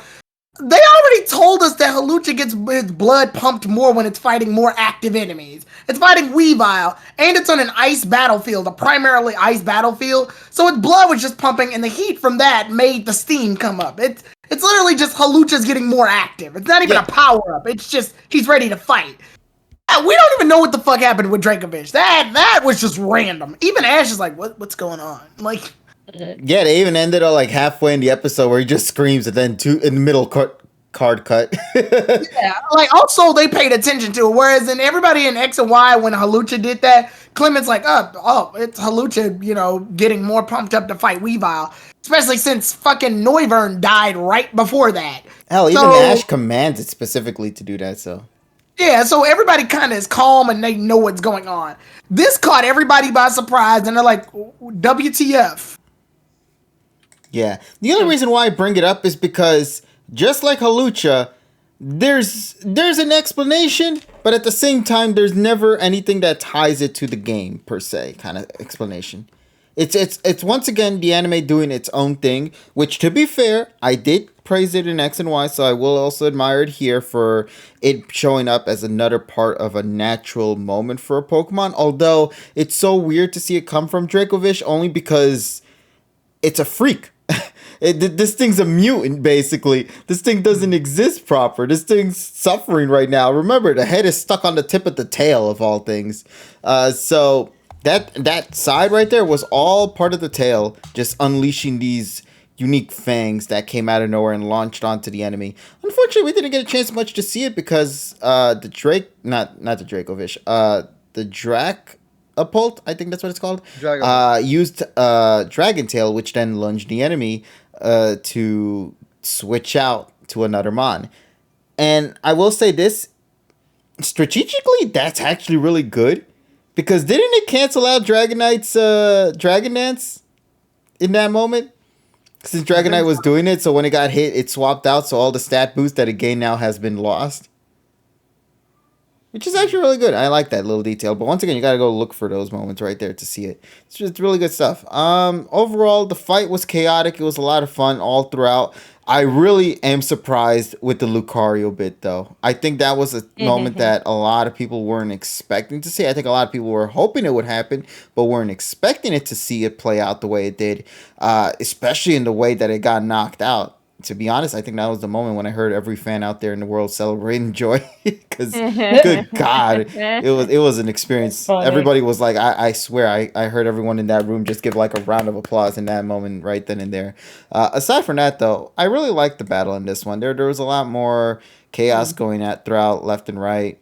I loved the animation for some of the sequences that went down in this fight. The Dracovish portion.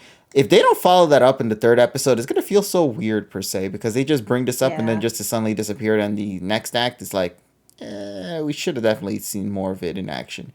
And yeah, that's really all I got to say about it. Once again, it's not really much I can add to it other than it's a battle, you know. Next episode's going to be Iwane, so we know that shit's going to be... Yeah, it's going to be goated. Top tier. At least that's what I was thinking it was. Until a certain something decides to show up at the end. We'll see what happens with that. I'm not going to say we're going to talk about it because I don't really want to talk about that because, I mean, anything could go with that part. But, like, wow. So we'll see where things play out for that one in that episode when it drops. In the meantime, though, once again, I enjoyed what I saw. And I'm curious to see where the third act of this finals is going to take place, and or is like how the finals is going to end up as, you know, with Satoshi either being the winner or maybe Dundee coming out with the winner. Who knows? It's a mystery between the two. Although no, it's not. Ash is gonna win. What the fuck? You say that, but what happened with some of the other ones where he lost, where we all thought he was gonna win? Team tie, so. Team tie is also a possibility, especially if that freaking Eternatus decides to show as ugly as sometime soon. Yeah. Rawr. Exactly. Yeah. Rawr. Like, rawr. Yeah. Oh shit! It's Eternatus. Rawr. You gotta have that. You gotta have that as an AMV. My God. So yeah, that's all I gotta say on it, and if I had to give it a score, I'd give it like a solid 8. I'll give it a solid 8. I enjoyed it for what it was. So I'll pass it on to the next buddy. Emmy, what about you? What do you got to say about the episode? Well, okay. I'll come back as Emmy because I want to be happy again. That was great. I love this episode so much. I watched it again and I was just as happy. Oh, I loved it. No, it was a good episode. It was so good. I was so happy. No, don't take this away from me. Okay, I was really happy. Okay, I was smiling the entire episode, and I watched it again, and I was smiling again. This is the best battle of the series. All right, of Journeys. Okay, of Journeys. We're not talking about any other. We're not thinking about any other series right now. This is the best battle that I've seen. Okay, it was unpredictable. Like to speak to you. It was unpredictable. The animation was actually good. What? All of Ash's Pokemon were shiny. I'm so disappointed. Now he's disappointed. But just hear me out. Hear me out. This episode needs to come with a weather forecast, just because of how many just weather effects happen. Like with hurricane, everyone was blowing away with the aura wind. Like, bro, I just need a forecast in the beginning of this episode. Damn. You're going win. I like the strategies that this episode had. I just love the way they use the game mechanics in this episode, just because of the switching out and stuff with Dragon Tail. Yes. So I really liked it. I 100% the music was so good. The placement of the music was fantastic. Like I said, the animation, Mr. Rhyme. Oh my gosh, it felt like okay, Mr. Rhyme, and come on, that whole battle just felt like a contest. Mr. Rhyme was just skating. It felt like the Olympics. It's like I was watching figure skating. It was great. Oh my gosh, it was fantastic. Honestly, Mr. Rhyme, I think that's like the strongest Pokemon that I've seen like in this entire Masters 8. I think watching Mr. Rhyme battle was the best thing I've seen. I enjoyed Come On turning into a Beyblade. That was really cool. Even the cameos that they showed throughout like the episode as well didn't feel like forced at all. I thought it was really nice that everyone's supporting, so that was really, really cool. Just to go through the battles really quickly. So Come On and Mr. Rhyme, like I said, the ice field, I think they utilized that really well. I still wish that they utilized it a little bit more by making the ice rink bigger, just so it's not like a tiny little field. Like I wish that they just expanded it throughout like the entire stadium. That would have been really, really cool to see. But it's okay, that's a little nitpick. I thought Come On really shined and got to... Well, it's a nitpick. Anyways. Okay, keep going. I just thought Come On like really shined here, and like using its leak as a pole vault, it lost its shield and then it got it back by doing that. I thought that was really cool. Honestly, it gave me X and Y vibes, which I'm sorry, Tyrone, you're gonna get triggered when I say that, but like that, it literally gave me X and Y vibes when that was going on. And then Lucario versus Mr. Rhyme, also again, the XY music. I will say it was kind of weird that the Mega Evolution happened like right there. I thought that was really sudden, but you know what? It's okay. They weren't wasting time. I thought the pacing was really, really good again, like I had with the last episode as well. I thought Lucario sensing Mr. Rhyme was also pretty cool. And not gonna lie, I was really sad when Mr. Rhyme lost because I enjoyed just seeing this Pokemon just out and about and just like skating. And it's like, I think Cosmic said, I think it's the perfect way to say it. It's so dapper. It's so dapper. It's a dapper boy. I know, it's a little dapper boy, and we appreciate it. And then Gengar versus that's the wrong thing. Okay, hold on. Go through my notes. Okay, Lucario versus Dragapult. Okay, so seeing Lucario getting turned into a s'more was the best thing I've seen this entire series. It was great. It was getting flamethrowered. It got kicked. It got punched, and then it died. Yes. It was great. It was And fantastic. then it died. It got paralyzed, and then it just got kicked again, and then it just died. And you know what? I think that's the best case for this, because first and foremost, that means Pikachu gets to be the last Pokemon standing. And people were like, nah, the opening says Lucario. I'm like, look at the opening now. Look at the opening. Is it right? No, It still the says opening's live. Lucario, but I will opening laugh my live. ass off if they actually updated this week with Pikachu. I know it's just Pikachu. But no, I kind of want Leon to pull a Goku and give Ash a revive. Oh my god. Yo, Eternatus is gonna be my 7-mon here. Have a full revive and use one of your Pokemon to fight it. There you go. So yeah, like Lucario, yeah, I was happy about that. I was really, really happy about that. I like that Ash took a second like to refocus and he just took a deep breath. I thought that was really nice too, and I think that allowed for like just pacing wise to like kind of all the hype is going on and we're just sitting there, we're like, okay, everyone be calm, it's okay, everything is fine, it's fine, everything's fine. And that's something that I haven't felt in a battle for a really long time. I usually don't like watching battle episodes. Like, I enjoyed XY's battles a lot, and the last battle I really, really enjoyed was in Sun and Moon, and that was with Kukui. So that was like the last battle I felt absolute hype in. And 100% I can say that during this battle I felt hype, which was really, really nice because Pokemon's supposed to do that. So it was nice that I felt that again. And I was very happy by it. So Tyrone, don't take that away from me. So Mr. disrespectful towards the Viscous episode. That's the only No, I'm good fight sorry. Journeys has. No, I'm sorry. I don't remember that fight. I I mean, really What the fuck sorry. is so disrespectful? I'm sorry. Here's the thing. Okay, right. Okay, here's the thing. The game mechanics used here, so it's like, of course, it's the switching out, right? I just thought that was really nicely utilized, just because you didn't know this was gonna come. And also, like, you have Ash's Pokemon just rotating out, and which I found it funny that Pikachu was still there. But I just found it interesting that it just kept happening, like, over and over again, which allowed the battles to continue, but in different segments, so it wasn't just all at once. And I felt like it was very well organized in terms of how they paced this episode. I think that's why I enjoyed it more than the Viscous fight. I'm sorry, I don't remember the Viscous fight. I'm so sorry. What? I'm so sorry. I can watch it again if God. you want, and I can tell you if it's better or worse. But I remember when I watched the Viscous fight, a lot of people were really hyped for it, and I was over here like, I'm sorry, I wasn't a fan. I'm sorry. I'm sorry. Don't hurt Evie. Don't hurt Evie. But like Mr. Fish also shined by eating the small lizard. I thought that was really cool. I agree with KG about the spikes because like what the hell was that? It felt like the Gear Second from X and Y with like Halucha. So I hope they actually explained it. That whole thing felt like the Jirachi movie. I don't know if you remember this with like Groudon when it like absorbed the energy. That's what it felt like, and I was like, whoa. Yeah, I was like, whoa, this is really really weird. And honestly, that battle in itself just felt super dark just because it caught it and then it bit it so hard. And I was like, damn, that was so brutal. Oh my gosh. And then, of course, Dragonite getting its chance to shine as well. And we see like a little bit of an aerial battle, which I found really, really interesting as well because I love aerial battles. It's really cool. And honestly, the whole time with Dragonite as well, I was really hyped for it too. I'm like, please get a win. Please. For the love of everything, please get a win. And Dragonite grabbing this thing and then in the air, I thought it was going to do a seismic toss. That's what it looked like. I thought it was going to go around the world and then slam it into the ground. And then would have to get a new stadium, but nah, but it's okay. The Draco Meteor in the air was really cool. Like I said, I can appreciate the animation for this episode a lot. And I was really happy when Dragonite won.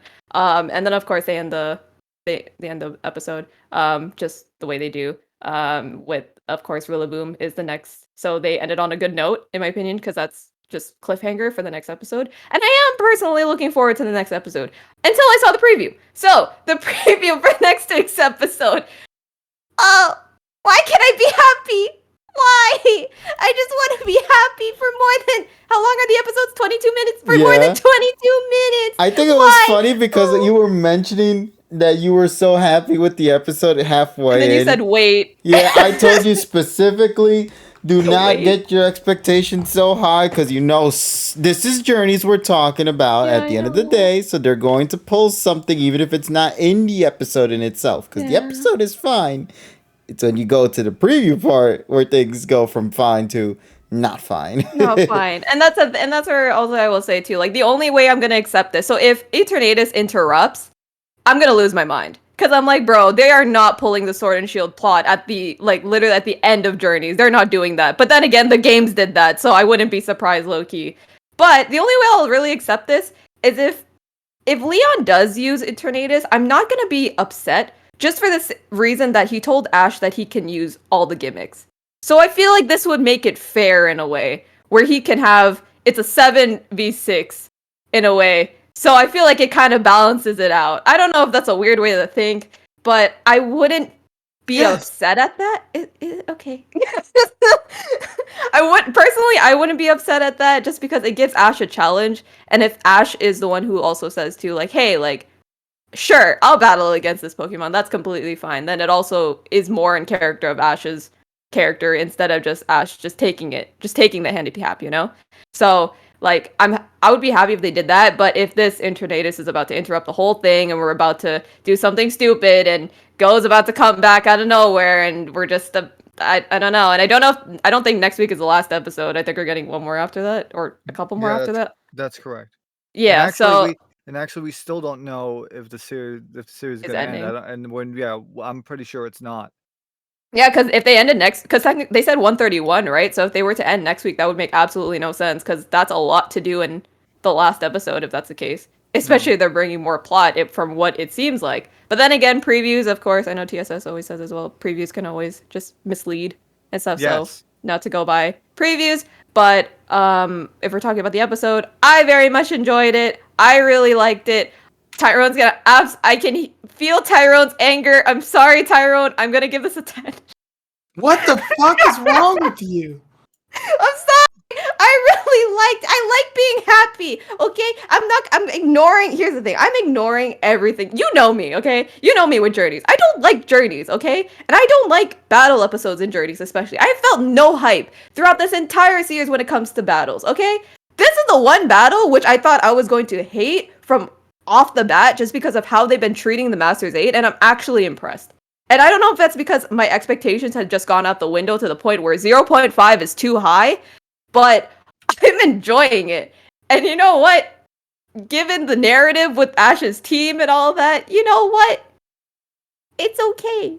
It's fine. It's almost done. It's okay. It's fine. I just enjoyed it for what it was and like the effort that was put into here. Because there is some effort and you have to acknowledge that. So, yeah, 10 out of 10. Okay, back to Evely. Ugh. All right then. Okay. Well, that was interesting. Thank you, Evely / Emmy, for your review. Let's see, Cosmic. I'm sorry. Infernal. Would you like to share your review? Yeah, okay, sure. I guess I'll go back to regular Cosmic too. All right, So Cosmic. Would you like to give your review? uh-huh. So I am sorry, Tyrone. I also liked the episode, but What the fuck is wrong with y'all? I didn't like it as much as Emmy. Don't worry, I didn't like it as much Go as ahead, Emmy. Cosmic. I think I- that's his response.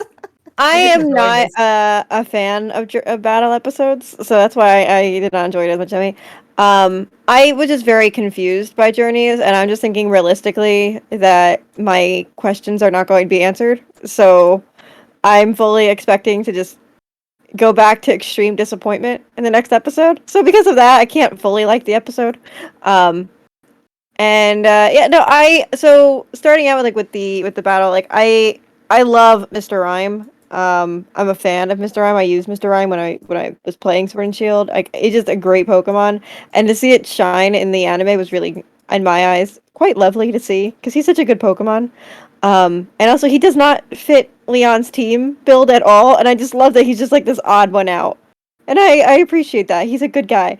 And then I I wish he didn't go the way he did. I was not a fan of how he lost to Lucario. I know he had to get out eventually, but like I feel like he could have battled a little bit longer. Like it was almost like a one-hit KO because he wasn't hit before that, and I didn't really like that because I was like he definitely Exactly what Yeah. what did. Yeah, I thought he could have been in a lot longer. If he had like maybe like one or two more hits, I think I would have been more okay with how he went out with Lucario. But he didn't. He just like got hit in the butt face thing because his face is his torso. So his butt was or his back of his head. I don't know I don't know where he was hit, but I didn't like it. Anyway, then we go to Dragapult, and I just got to say, that battle, I wasn't a fan of Dragapult in the games. Still not a fan of Dragapult. The battle didn't make me a fan of Dragapult, so that didn't change. But I would say I was very interested in how it fought with its Treepies. That was kind of cool. Uh, I thought that the Dracovish part, that's the part that I know I'm going to be extremely disappointed in because I don't know what's going to happen with that. I'm fully expecting them to never explain, and just saying he awoke his inner dragon makes absolutely no sense because Dracovish is an abomination and doesn't really have an inner dragon. So I don't know. Does he have an inner dragon? I don't. Is that even a thing? Like, if so, like, where's Iris? I need her to answer this question. She's the only one who probably would answer this question. But like, she's not there because she's in a tree. She's too Team busy tree. watching the fight that she could have watched up close. Yeah.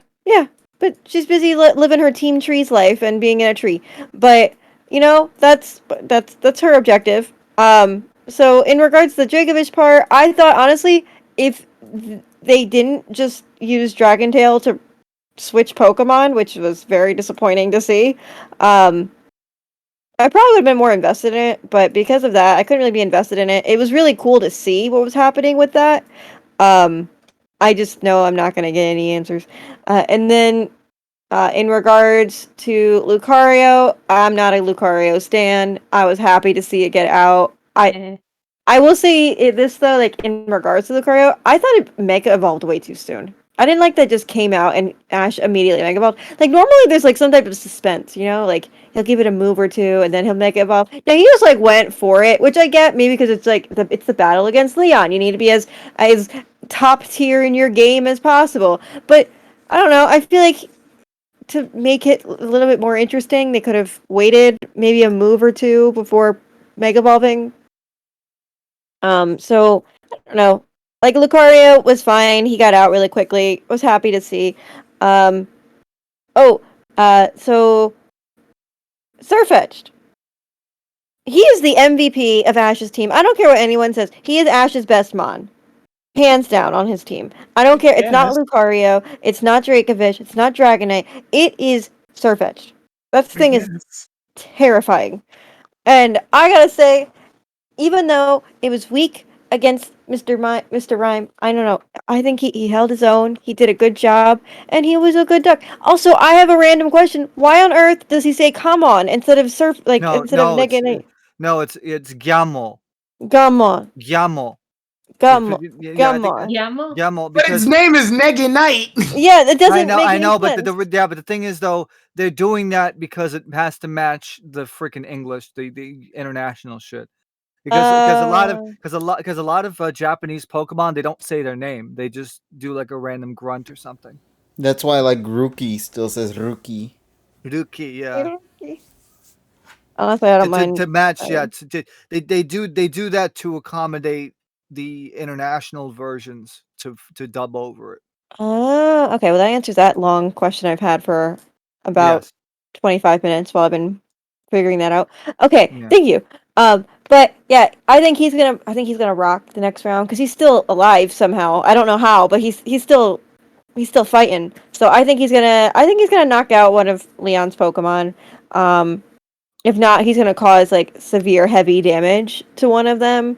Um, so that'd be cool. I'm really hoping it's severe heavy damage to Cinderace Hmm. because that'd be nice to see that Cinderace get out. Though Rillaboom, I'm very excited for. Tyrone, I know you're not a fan. I love Rillaboom. That thing is a monster. That thing is terrifying. That thing is Halloween. Okay? It is spooky. It is scary. You do not want to see it on the battlefield. I'm so happy to see it. Watch it lose to like one hit from fucking Dracovish. Okay, if that happens, I'll be mad because they've been like that's been like Leon's top Pokemon because it's one of the only Pokemon we've seen throughout his Yeah, but like that thing is a monster, and like the fact that it completely knocked out Diantha's team, and then like it loses in one hit, like that. I'm sorry, but Ash is not that broken. So, especially when his Pokemon are injured. He gonna But be. well, I don't He want him gonna to be. be. I don't want him to be. Well, Journey doesn't give what you want. I know if they cared what I want, we'd have a Snubble as an ace. But you know, it's fine. But I personally think that I'm happy to see I'm happy to see Rillaboom. Like it's a good Pokemon, and I'm excited. I think it's gonna get honestly. I think it's gonna get knocked out by Dragonite. I think Dragonite's gonna get 2 KOs because it was on a losing streak. It finally got that wins, and that was nice to see. So I'm hoping I think it's just gonna use Hurricane and like cause severe heavy damage to like close knockout, and then Surfetch might come in and use like I don't know. I forget what moves. It has a bug type move, but it'll probably use that one, and that's how it'll go out. And then it'll go into eventually knocking out the 2 Pokemon, and then eventually go to Ash versus Gigantamax Charizard. Where again, we were talking about this on the reaction. I really want. I want my Chonkachu. I want Chunky Pikachu versus Scary Charizard. That's what I want. Except you want Chunky Zunium Z, but Yes. you want that little teeny tiny hat still The stuck little on hat. Ash's head. I'm gonna be talking about it in my segment. Okay. Nice. Nessa, I'm assuming you liked the episode too, despite not watching it, right? You didn't watch it yet? No, I didn't watch it. Okay, I'll watch it with you. It's okay. Oh my god! No, I've watched it 3 times now. I have a legit reason though, but I kind of was more so like offline the last several days, so I was kind of enjoying it too. So and then almost every time I was like, oh, I'm gonna watch the episode, then something comes up, so I haven't got a chance to watch it yet. Okay, that's fine. Yeah, so it's just, but yeah, it should. But for my reasoning was, I had really good news, so that's why I was like, everyone's like, yeah, you go. Good. Now, so since Paula didn't watch it either, then you 3 could watch it again. No. Oh yeah, Polly says she didn't watch it. Because she got knocked out. The whole tweet about her pairing to watch it so she can keep up. What the fuck?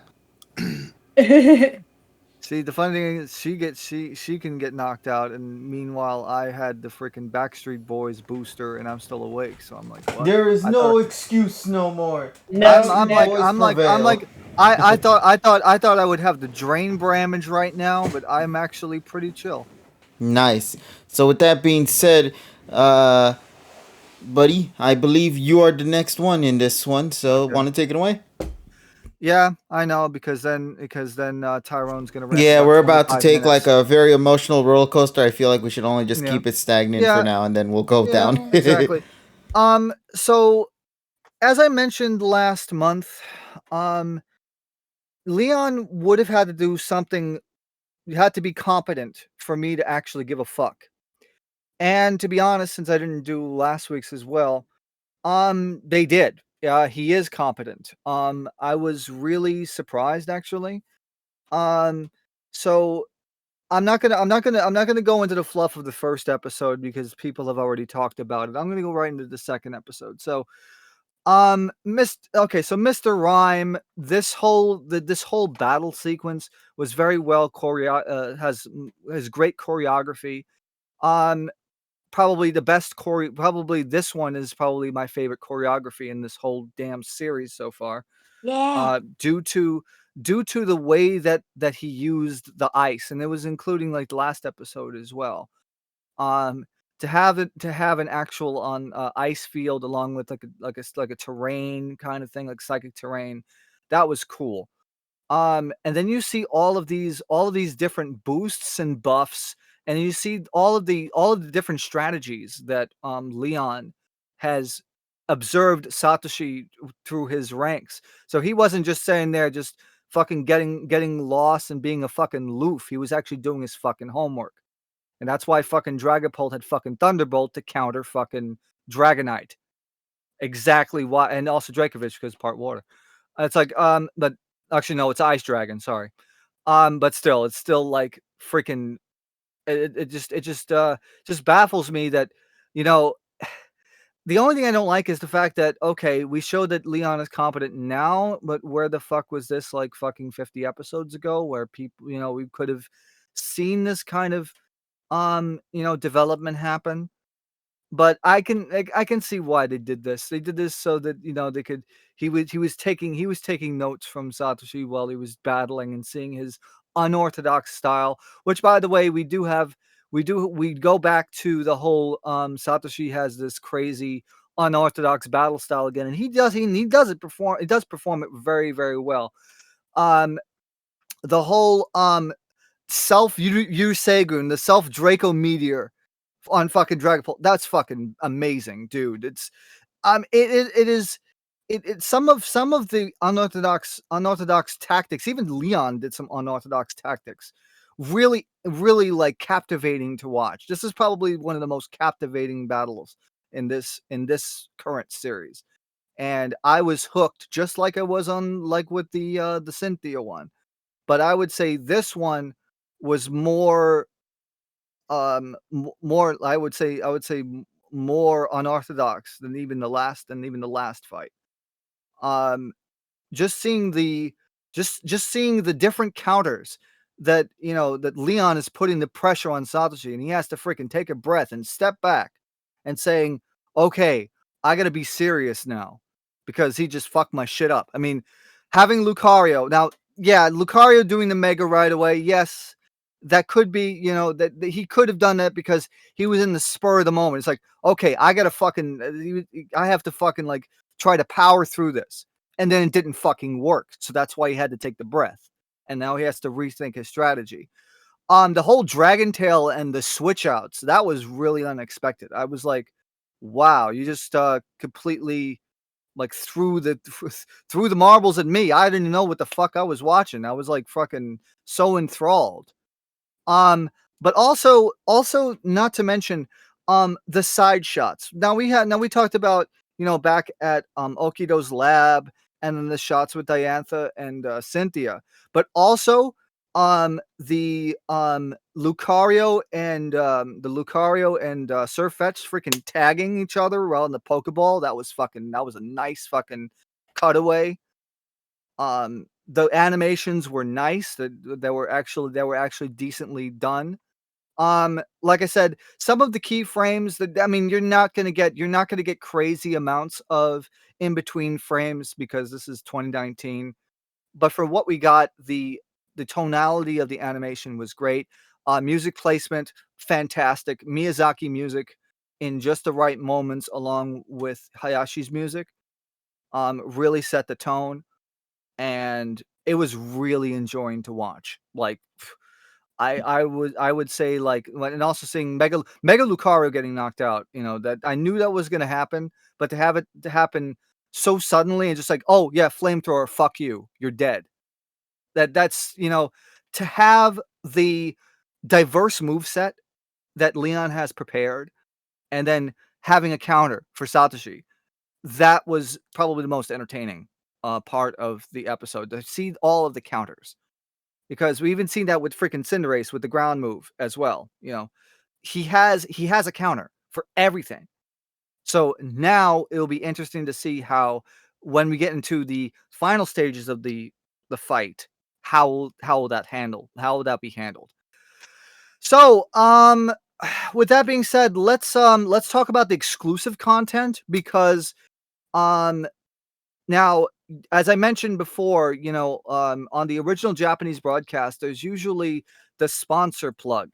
So in the sponsor plug, we get an extra piece of what's going to happen in the next episode. Let me just go to it real fast here. Let me just quickly do that. So Okay. we see a shot of Eternatus, like, doing the beam up into the sky, and then flying through the sky in its very bad frame per second. Actually, but before that, though, that was at the end of it. At the beginning of that sponsor plug, we see Leon with his Gigantamax Charizard going up against Satoshi, doing the 100,000, the million volt Thunderbolt. But then it cuts away to Eternatus fucking flying in the sky. So that is going to be very interesting. So there probably is going to be some sort of an interruption. But if you remember in the games, remember that Eternatus actually, like, freaking reset all of the Dynamax energy on the field. So it'll be interesting to see how that mechanic plays out in the anime. But I'm very much looking forward to what the last 2 episodes are going to be, because this right here, I've already said, as I mentioned at the beginning of this review, Leon has to be competent in order for me to actually like this, and I'm actually liking what I've seen so far. So the first episode gets a 9.3, second one gets a 9.5. That is my review. Alrighty then. So, well, there you go, ladies and gentlemen. For the most part, everything has mainly been on the very positive side, and I'm very glad to hear that. And Tyrone, I'm kind of curious to see where things are gonna line up for you. I know No, y'all last tripping. week This episode fucking sucked. I was trying to build up to that, but okay, go for it. No, y'all There's no build up here. There we This go. episode was ass, bro. What the fuck are you talking about? So, like, the only good thing that happened in this episode, actually, there was 2 good things. One, Yay! I like the use of fucking XY music. That was pretty cool. I like that. Although it didn't hit as well because choreography. But Dragonite's fight with Dracobolt, that's a legitimate win. I can't even, like, I look at that fight and I go, huh. I think that's the only win that Ash deserves in this series other than the Viscous one. It's the only one. Then I tried thinking back. Maybe there's some other ones. No, just this one. This is the only win. Oh, never mind. The Meganium win, I'll give him that one. And maybe the Heracross win or the Pinsir win, whatever it was. The one with the bug lady. Yeah, those are the only fights I think he deserves to win. Every other fight, I think he's cheated. Leon's competent. Everybody I've heard likes this episode mostly because Leon does a good job. And honestly, the Dragon Tail making it so that he has more control of the fight than Ash does. He dictates which Ash's Pokemon comes out. He's the one that dictates that thanks to Dragon Tail, so he has control of the fight. That's a good combo. Using Psychic Terrain combined with the Ice Field, that's also a good combo. But all it does is hammer home that Ash fucking sucks. He sucks. This dude sucks at battling. Like, more specifically, he sucks at battling Leon. Like, God, Leon is wiping the fucking floor with him. I immediately thought Surfetch deserved to die the moment it got hit with expanding force with psychic terrain up.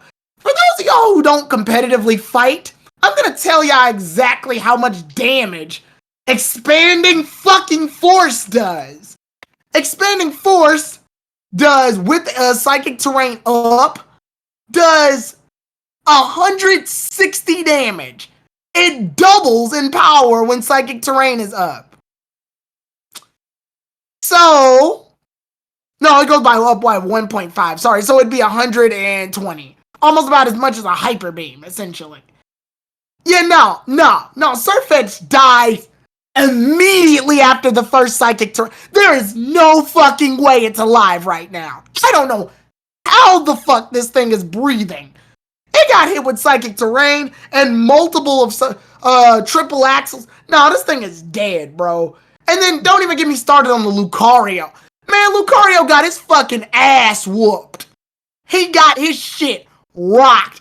Mr. Rhyme beat the tar out of his stupid ass. You wanna know how Mr. Rhyme dies? By one funky ass Aura Spear. That's it. Damn. One funky ass Aura Spear. This thing was body rocking Lucario. And Lucario had already got hit by Flamethrower earlier in the fight.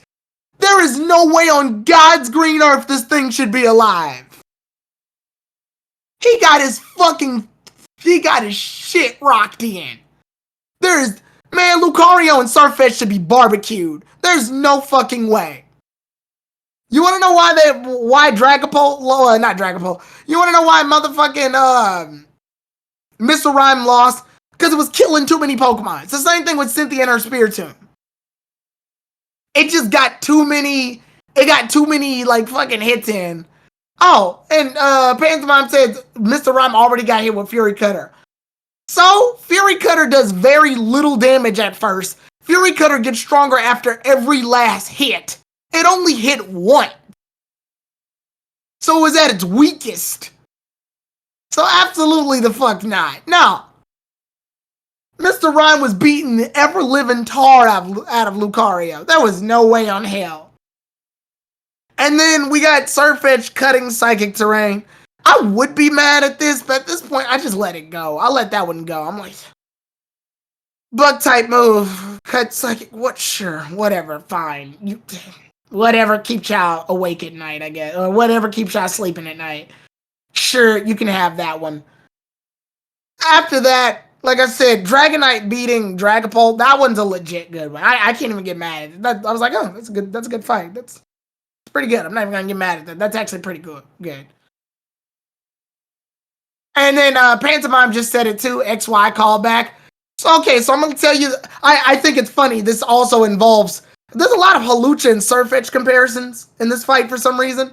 But here's the difference between when Surfetch does it versus Hawlucha.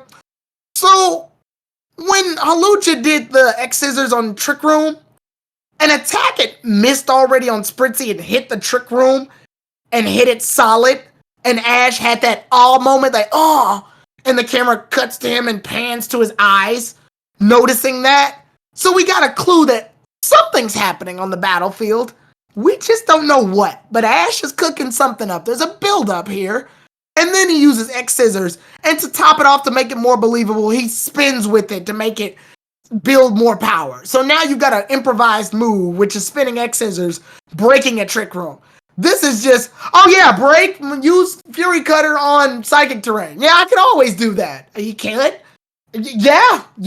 Is it a solid room like Trick Room was? No, it's not. It's a terrain. So you can cut a terrain? How does that even make sense?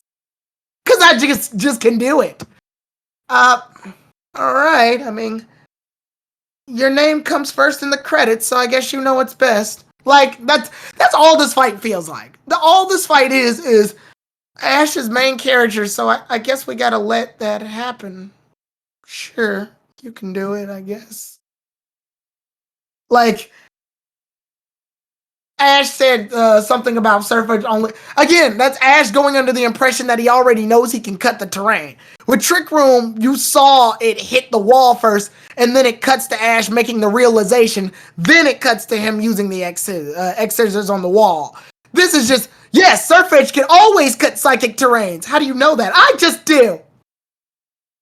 Okay. Sure, that's what you say. Groot out here raiding with a party of two. Thanks, Tactical Groot, too. But, yeah, this fight was literally just...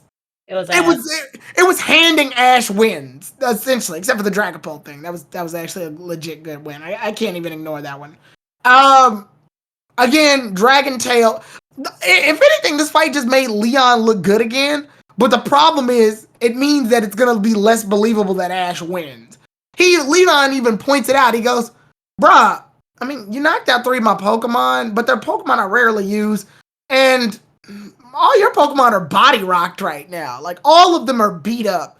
It would take some out of force miracle, Eternatus, to come in and help you win at this point." It's like, this fight's a mess. Like, I don't know how the hell you guys are impressed by this, but this fight's a mess. It's just a fucking mess. Leon's way too good of a trainer for Ash to handle, so he's just sort of pulling out weird stops to win. Like, nah, this ain't it. Like, Pikachu already got hit with Scorching Sands, but knowing this show, they'll forget that happened, and Pikachu will be fine. He'll be fine. He'll just body rock the rest of the fight. Dracovish is gonna come out and use its like overclaw thing, whatever the fuck's going on with that. And then what's his other Pokemon he's got left? Dragonite. I think he's supposed to die to Rillaboom, but Rillaboom's gonna wind up dying to like one hit. That's inevitable. Yeah, Leon hasn't even used his other 3 Pokemon yet. This is Hode. Like, what 3 Pokemon does he have left? Charizard, Rillaboom, and what else? Cinderace. Oh shit! Yeah, he's done. Yeah, I don't even think Cinderace got hit, did it? No, it did hit because it turned into a ground type Pokemon. Yeah, that's what I was gonna say. It did get hit technically, but it doesn't do effects. Yeah, pack it up. It's done. All of his Pokemon have less than half their health right now. There's no fucking way. There's no way. There is no way. Actually, no way. Yeah, no, Leon. If Leon doesn't wrap this in the bag, that means the show is literally going out of its way to be stupid at this point. Nah. Yeah, nah. Screw that. But the Dragonite knockout was cool. I actually really liked that. That was cool. He combined like Draco Meteor with like the size. That was cool. That was actually not that bad. Nice. And he used it on Paul, so it's not even like random. It's something he did earlier. So cool. I'll give him that. Can't even get mad at that. Yeah, nah. Yeah, this is it. This is it. Like, they are going to pull out all the stops to give Ash his undeserved mess. Rillaboom can knock out 4 Pokemon, and right now he's about to lose to Ash's 4 weakened Pokemon. What the fuck is this shit? Diantha, what the fuck were you doing? Bruh. See, compared to her, she only had PNGs on her side, bro. Bruh. Yeah, Like, so bruh. there you go. This is ass. This is ass. I guess you guys are looking at... I haven't gotten the score yet. Huh. You guys, like, look. I guess you guys are looking at it as in we're throwing all the caution out the wind, and we're throwing away any form of story, history, or narrative, and just turning your brain at 2% and watching it there, and just accepting the flashy colors for what it is, probably. And that's all I have to... I guess that's what you guys are judging it off of, which, to each their own, I guess. But nah, to me, it's very clear. Narratively, Ash has no business in this fight. He has no business winning this fight. There's nothing here that warrants any of the victories.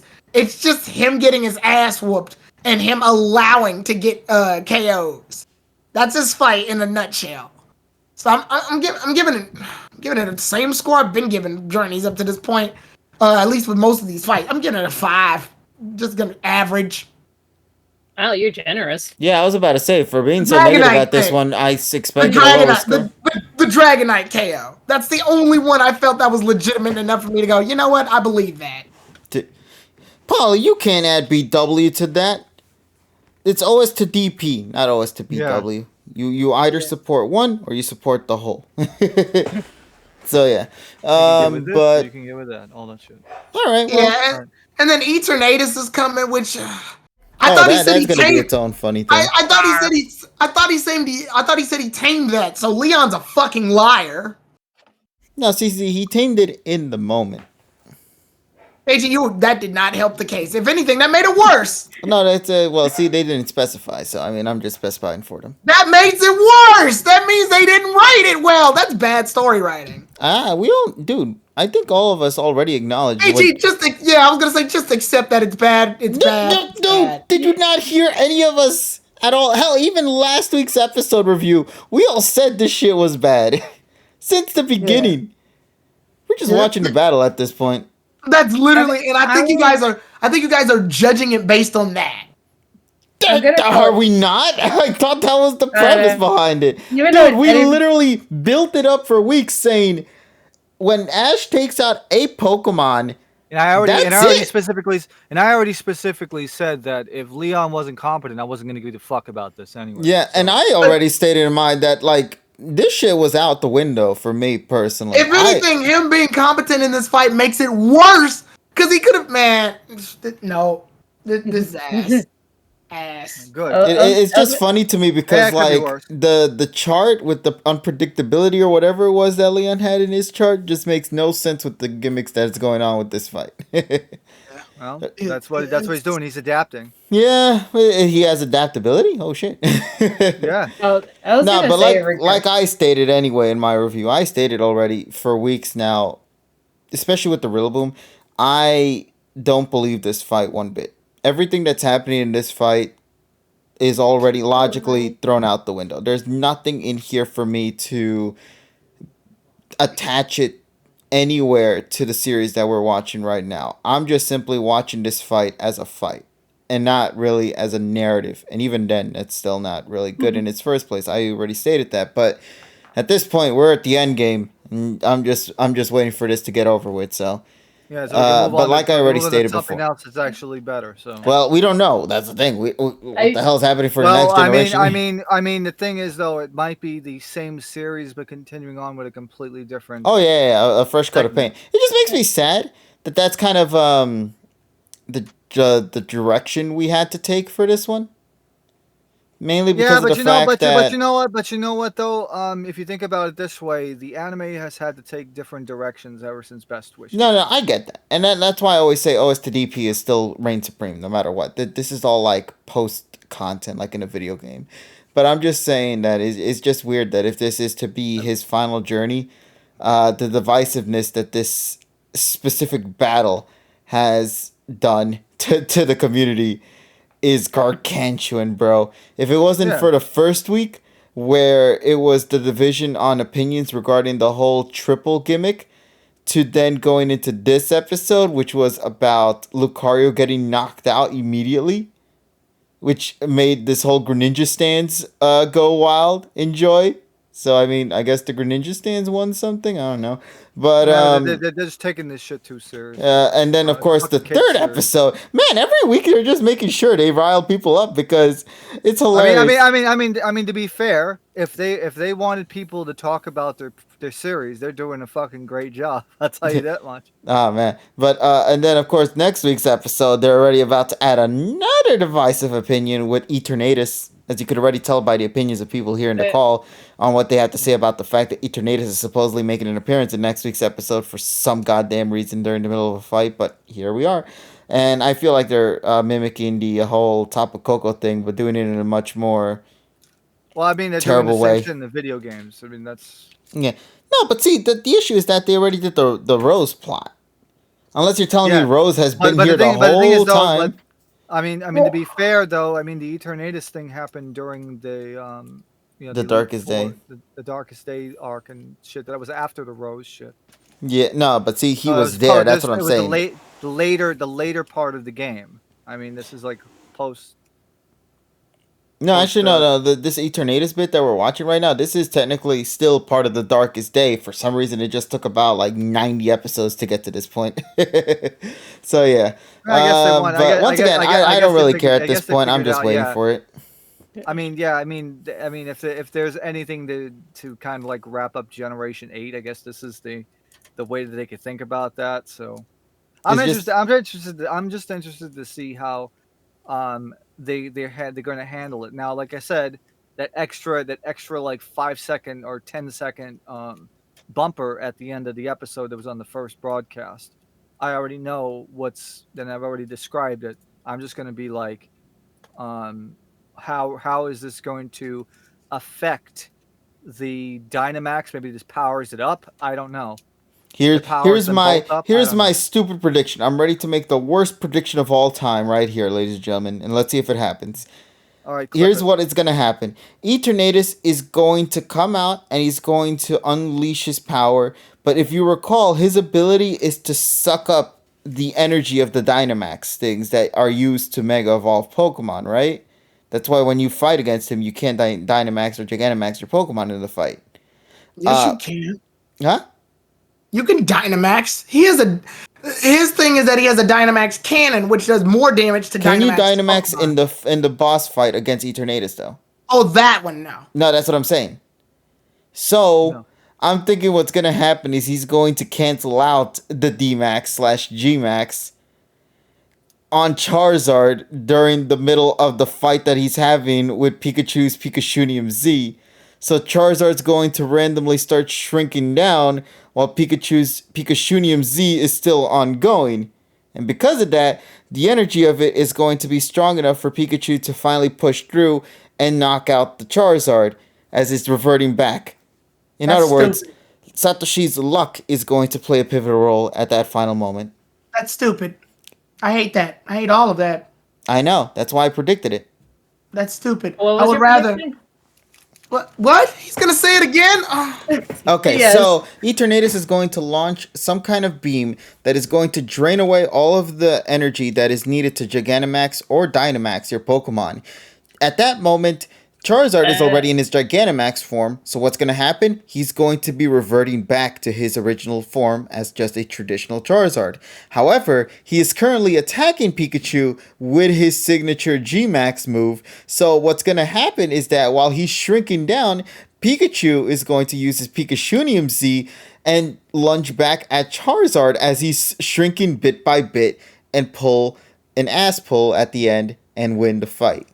That's stupid. Hey, G, And that's what I see is going to happen. Can you do me one favor? Yes. Can you repeat that again? So what's I going to hate you. happen is that the energy that's going to be... Oh, hey, look, Emmy left, and I love how the Okay, Zorua it's actually just, Tyler. like, lands in the couch right there. Oh, that's adorable. Aw. Huh, maybe that's where it was the whole time. I would All right. rather Eternatus come out and turn Pikachu into the Gigantamax one, and then they fight. But then, like, enough turns pass so it wears out, and Ash has already used the Z move now. So now Ash and Pikachu are fighting Leon and Charizard, and they're both fighting with no gimmicks. They've worn out all their powers, and they're just fighting at bare. Both of them, base form. Kind of like in anime fights where the fight gets so intense after the big thing that it's just two characters fighting at base. Oh, so what you're saying is Satoshi and Dundee are just going to try to throw hands in this one? Basically, in a way. Yeah. Actually, would no, you much know what it rather is? It's going to that. be the Lucario and Garchomp fight that they were trying to go for. You know, where they just threw punches at the end? Yeah. That's what they're going to try to do, except it's going to be with a little yellow rodent and an orange lizard. But yeah, I would much rather have that. With just Charizard and Pikachu fighting at base form. But they've already exhausted all their other power-ups. Like, Ash thinks he's got this in the bag when he uses Pikachunium Z, but Charizard's wild G-Max Fire cancels it out or some shit. So then Pikachu turns into Gigantamax Pikachu. But the problem is, since Leon Gigantamaxed one turn before it, Charizard turns back to normal, and he's just got to outlast Pikachu. So then by that time, when Pikachu turns back to normal, it's just them two fighting at base form, injured. That would be a good anime fight, but, you know. Come on, Tyrone. Gimmickless will never be a thing. Yep. What are you talking about? Hell, they couldn't even do that for Lucario and Garchomp. You should know this. Anyway. I mean, yeah, I know, but... Listen, gotta- I know. you gotta- Keep dreaming, buddy, says the Journey's anime. Yeah. Well. On the bright side, though, Good food. That was good But yeah, boy. so on That the was good bright boy. side, though, we got maybe Eternatus can punt the Trios Morpeko out of the stadium. Oh, Probably. no. Knowing Iwane, he probably would do some shit like that. Yeah, the energy will be so strong think that it will push Team Rocket up into the air and propel them out. I have faith in Iwane though, because he likes to do Asada and Iwane for coming up with clever plot devices. So I'm hoping that this will be, well written. Well, remember, he's not the one writing this episode. He's just simply animating what he's being No, told to write. Asada and Iwane are cockpit. They work together. No, I mean like there's He's a not writing the storyboard. story. Yeah. Yeah. He's writing the story through animation, but He's the just drawing actual the shit and making it move. But in terms of the you have writer, story, though, that's what I'm trying to figure out. Well, no, the screenplay is by Tomooka. Yeah, So- Tomioka. Which, to be fair, Tomioka has been very hit or miss a Okay. lot lately. So, for a lot of fans, so I don't know how long we can keep that name up. But let's see what happens. Once again, I'm looking forward to it. Like you said before, Iwane's in this one. So if anything, in terms Yeah, of a cockpit, Iwane yeah, animation, a cockpit, Yeah, I can expect good shit. So that in itself, I'm already looking forward to it. In terms of the narrative side of things, though, that's going to be something we're going to have to wait and discuss next week. So yeah, ladies and gentlemen, the final, maybe, I don't know. Supposedly this is the final, but maybe there's another final to it of the whatever battle we're in right now for the Champions I mean, World we have thingy four. mabob is happening next week, and it's gonna be a fun one. Let's see how things will shape up And then. also remember that on November what is it? November the 11th. Oh, sorry, November the 18th. We're not getting an episode. We're going to be getting a rerun of Coco. Oh, how nice of them to know that we're gonna be having a week break that time, so we don't. So they're like, okay, no episode this week. The guys are taking a break. We did it just for them. Yeah, exactly. Well, I mean, to be fair, we like I should said, talk a lot on you. Well, 90% of us. because part 3 will be on the 4th, and part 4 will be on the 11th. And then Yeah, 6th will be so off. which is kind of weird because that would mean that the PokePod would end a week before the finale. So maybe we'll have to do one more PokePod session then after that. But when exactly is something that we'll have to wait and Well, the find. funny thing is that the week break comes while we're all at Anime NYC. So it's No, I'm referring to like the episode because if the episode is airing on the 11th, right? yeah. That means we can't do the PokePod on Monday the 14th. No, we can't. We have to do it. We would have to do it on the 21st. Yeah, either that or we can do a live PokePod, I guess, since we did a live reaction of it before with the Serena episode. So technically, that's also a possibility. Can't believe the Anime NYC thing is about to happen in just a couple of weeks. I'm looking forward to that. Yeah, exactly. Wait, is the PokePod only for Journeys? When Journeys ends, the PokePod world ends, basically. So if that's going to be the case, I think our final session might be if the last episode is not the 4th and it's on the 11th, I believe it's going to be session 170. Yeah. If it ends up being this week being the final episode, then it's going to be on the 7th that we're going to, which would be appropriate too, as well, because then of course we'll have the week break to then, has to figure out what's happening there. So yeah, the PokePod World podcast is going to end depending on when Journeys comes to an end. If it ends on 169, we'll end it in 169. If it ends on 170, we'll end it on 170. So just to give you guys a heads up. I mean, if the anime doesn't end, then what the fuck do we do? We just move on anyway. Yeah, we'll just move on to the PokePod World 2. There you go. Or whatever the fuck. It'll still be session 170. But we'll see what happens. We have no clear ideas to the direction of the PokePod itself. So yeah.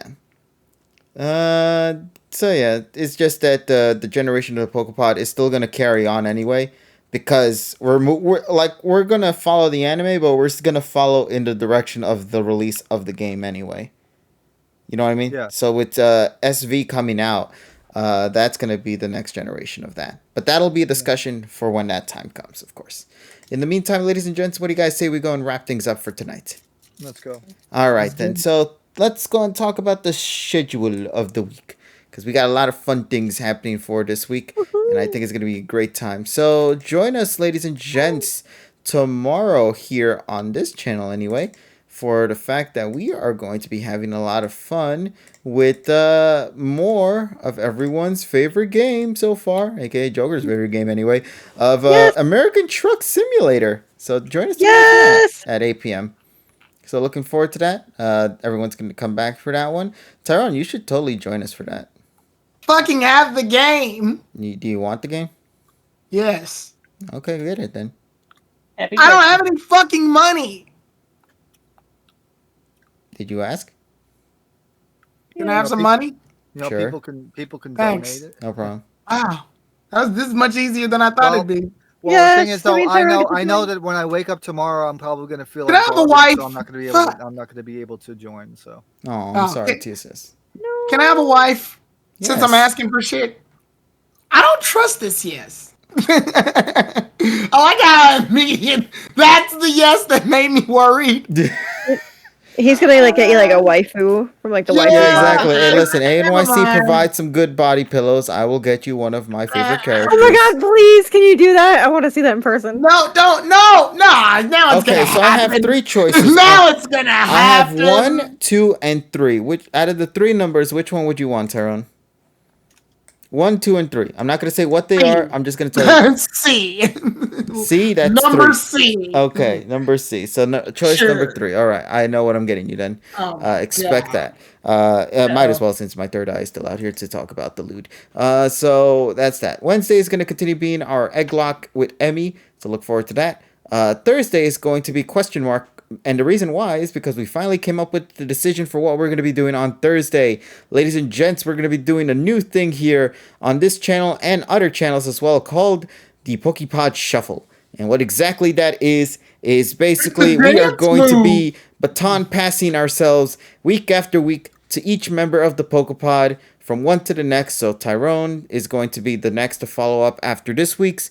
And it's going to be everyone takes a turn to decide what it is that we're going to be doing during that week. So if this week it's my turn, so I'm going to be asking everyone to join me on Thursday to play Gartic Phone. So if you guys look forward to that. After this week on Thursday, the following Thursday, Tyrone gets to decide what the next game is going to be, or if we're going to instead watch a movie, or if we're going to instead watch a TV show, or just play random games. You get to decide for what's going to happen the following week, Tyrone. So come up with that. Then after that, TSS, then Terrell, That's then Polly, terrifying. then so on. Thanks. Huh? That's terrifying. Thanks. Exactly. You have all the so power. I just want you to understand that because of this, that means that we get to have the decision to decide what everyone gets to go through. And that is terrifying because that means you can either do something that is super wholesome, like what we're going to be doing with Gartic Phone, or you can be an asshole and force us to watch some of the worst episodes of the Pokemon anime of all time, and we can't say anything against it because it's part of the tradition of the rule that we decide to agree upon. Or play a random game and it's gonna make people cringe or whatever. Exactly. So we're gonna see how that's gonna play out. But once again, this upcoming Thursday, it's going to be my turn with it. Or we're gonna begin with me, and we're gonna kick things off with Gartic Phone. So hope you guys look forward to that. After that, Friday, Anti-Poke Reaction, and Saturday and Sunday this week, I will not be streaming on the weekend. The reason why is because I'm going to be heading out on Saturday, and Sunday I never do streams. So there you go. That's going to be it for me on my side. Tyrone, what do you guys say? So we are doing tomorrow. I guess I'm doing Truck Simulator since Yay! people said they're gonna give me the fucking game. Who? You When? what? Yeah, when? Are you serious? I was like, hey, can I have some money? And you were like, yes. Yeah, you never asked for my money. Ah, fuck me. You just said money. I mean, I guess yeah, I'm you can gonna have some spend money I don't fucking have on Truck Simulator. Well, get It's some worth money. every penny. I don't have any. I'm saving it for the fucking New York trip. Well, Hold on, let me open up Steam real quick. All right. Well, while we're doing that, Yeah, talk Tyrone, about continue then. Anyway, on Wednesday we're continuing Bayonetta 3. And then what do you mean? Yeah, the game's been actually not that bad. No, I'm talking more of the controversy, if anything. Bayonetta 3 has been the game It's of all years. Boycotta 3, boy. Boycotta, let's go. And then on Thursday, we're doing KG's Gartic phone. And then on Friday, I'm not doing shit. But on Saturday, we're gonna do a little round table action. I think we're gonna go back to the '90s commercial thing again because that was fun. We had a good time the last time we did it. On Sunday, Octopath Traveler's schedule has changed. It is no Oregon longer. Trail. Yes, we're gonna die of dysentery. Yes. Instead of 6:00 p.m. Central Time, it's 1:00 p.m. Central Time. 1 to 5, because I felt like that schedule worked a lot better. And then after that, we have that'll be it. Yeah, that's the whole week. So that'll be the week and how we lay it out. All right, for me, we have. So here's the thing: if I'm not completely gone tomorrow, I'll join with ATS. Yo, the more peeps, the Yes. merrier. Oh my god, he's gonna be so upset with us. If that's the case, but I have a feeling that my arm will be not here, and also my mind will not be here. But I know for a fact though that there's only going to be one stream this week at this point, and that's going to be on Friday for Tales of Vesperia Definitive Edition. It's going to be part 11, and we've gone through a few twists, and I hope you guys can join me at 9 p.m. Eastern on that day. No stream on Saturday because I got to meet up with people and stuff. So just one stream at this point, because I know that because of this Backstreet Boys booster, I'm probably going to be out for like 2-3 days. So yeah, that's my schedule. All Nice. right. Anything else that we need to address? Cosmic, do you have Cosmic. anything by any chance going on? I probably should have something going on. I don't. I'm really close to 1,000 followers, so I probably should stream. I'm 4 away now. Yo, closing in. Just like me, Yeah. I'm only like 3. Wait, I know. I've already hit the 1,000 mark. My fucking Twitch says you're already at 1K. No, it rounds up. It just rounds up. Rounds up. Wait, I am? Yeah. Yeah, It's like my Twitch said that. yeah. See, what happens is that, like, for example, mine says 1.3. I'm at 1,290. Twitch rounds you up to the nearest amount. Yeah. Well, that only happens when you hit 1K. No, I'm at 996. Yeah, it's showing a 996 for me too. Okay, so maybe the purge happened. Oh, Oh, weird. hello, Mr. Purge. No, Well, yeah, congratulations probably- on your thing It probably again. scraped out the bots. Yeah. There's so many. Well, so it's not only just bots; it's also inactive accounts. So my mom, she was following me because she's an Amazon Prime account, and I have an app on my phone called Stream Tracker that shows you when people unfollow you. It's a terrible app. Don't recommend ever looking at who unfollows you. But it shows who you've unfollowed you. And my mom unfollowed me. So I went downstairs one day for breakfast, and I was like, "Mom, why did you unfollow me on Twitch?" And she's like, Mom. I don't even know what that is." I'm like, "Well, you unfollowed me." And then she's like, "No." And then just her account was so inactive. Your content is garbage. That's why. I was very upset. So, yeah, I lost my She mom. said Donkey Kong? What the fuck is that? Why is my daughter dressing up as Donkey Kong and eating a banana? I don't know. But, yeah, so I lost my mom. I've Oh, called no, next. Polly. Nice. All right, Tyrone, open your Steam, goddammit. How the fuck did you get me this? Yes! You Now owe we me can play. $20 in the ANYC trip, buddy. Damn. $20. $20. Damn. It's not even $20. It's fucking. $21.76 to be exact. It's $10.99. I just looked it up. Did you open up the game store though? That's the base game. Nope, it's $20. Cosmic and I checked it the other day. I'm Yeah. looking at it right now. $10.99. Open Yeah, the click on actual web store. Oh, page. did you buy DLC? Why the fuck would you do that? No, it's the actual price of the game. Yeah, the actual price is $20. I'm looking dead at it. It says $10.99. Are you on your store page? I demand a screenshot. Hold on. Yeah, go because I also checked it through the search tab, and it also told me $10.99. But then when I actually That's click, the one I saw. but then when you go into the main store page, it shows $19.99 Why does it show two different prices? because they were in the middle of a sale. Welcome to America? Well, this is America. So congratulations, Tyrone. You got the game now. Yes! Actually, you know what? No, never mind. I'll consider this as your early birthday gift because technically it is already Tuesday, November 1st. So it is November, so happy Oh my god, birthday. it's turkey time! So yeah. Gobble, It's time, gobble. it's time for the turkey squirts coming up in like Turkey, fucking 20, turkey 20 squirts. like in 20, how many fucking days is this? Oh 24 my God. days from 23 days from now. Get the turkey squirts out. Yo, I'm gonna go. Actually, I should. Hold on. Let me write this down. Get a I get- turkey for ANYC. There we go. Oh my god. And get the turkey squirts. Tyrone Yeah. wants turkey squirts. But then Tyrone wants turkey. So you want to be on the bowl for 3 hours. Okay, cool. Hey, that's what Alright. he asked for, not me, man. Yeah, that's right. With the actual turkey, the Twerky. twerky. Let's go. The twerk, The turkey squirts. Let's twerk. go. Yeah, the twerk. Yeah. Oh lordy. So yeah, there we go. Now, ladies and gents, you know Oh, for a fact. Polly wrote in the chat that she has the announcement that she's starting to save for her PC that shows she could start streaming with us. Oh man. I hope that stays true and consistent when we go to ANYC, buddy. Please, fingers crossed, all goes well for you. Yeah. But yeah, so now Tyrone has bought the game, so now you know what Tyrone is going to be playing tomorrow. Quote unquote bought. So yeah. With that being said, I think we're done here. The session has wrapped up, and we should be good to go. Unless Alright, there's something sounds else good. that I'm missing here that we should discuss or not. No, that's it. That's about it.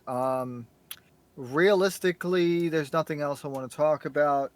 So yeah. So if there's anything else, then we'll save it for future broadcasts. All right.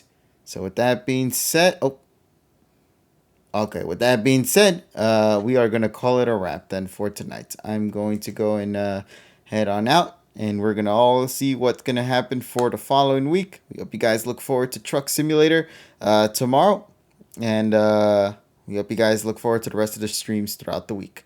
All right, That everybody. means more bouncing trucks, right?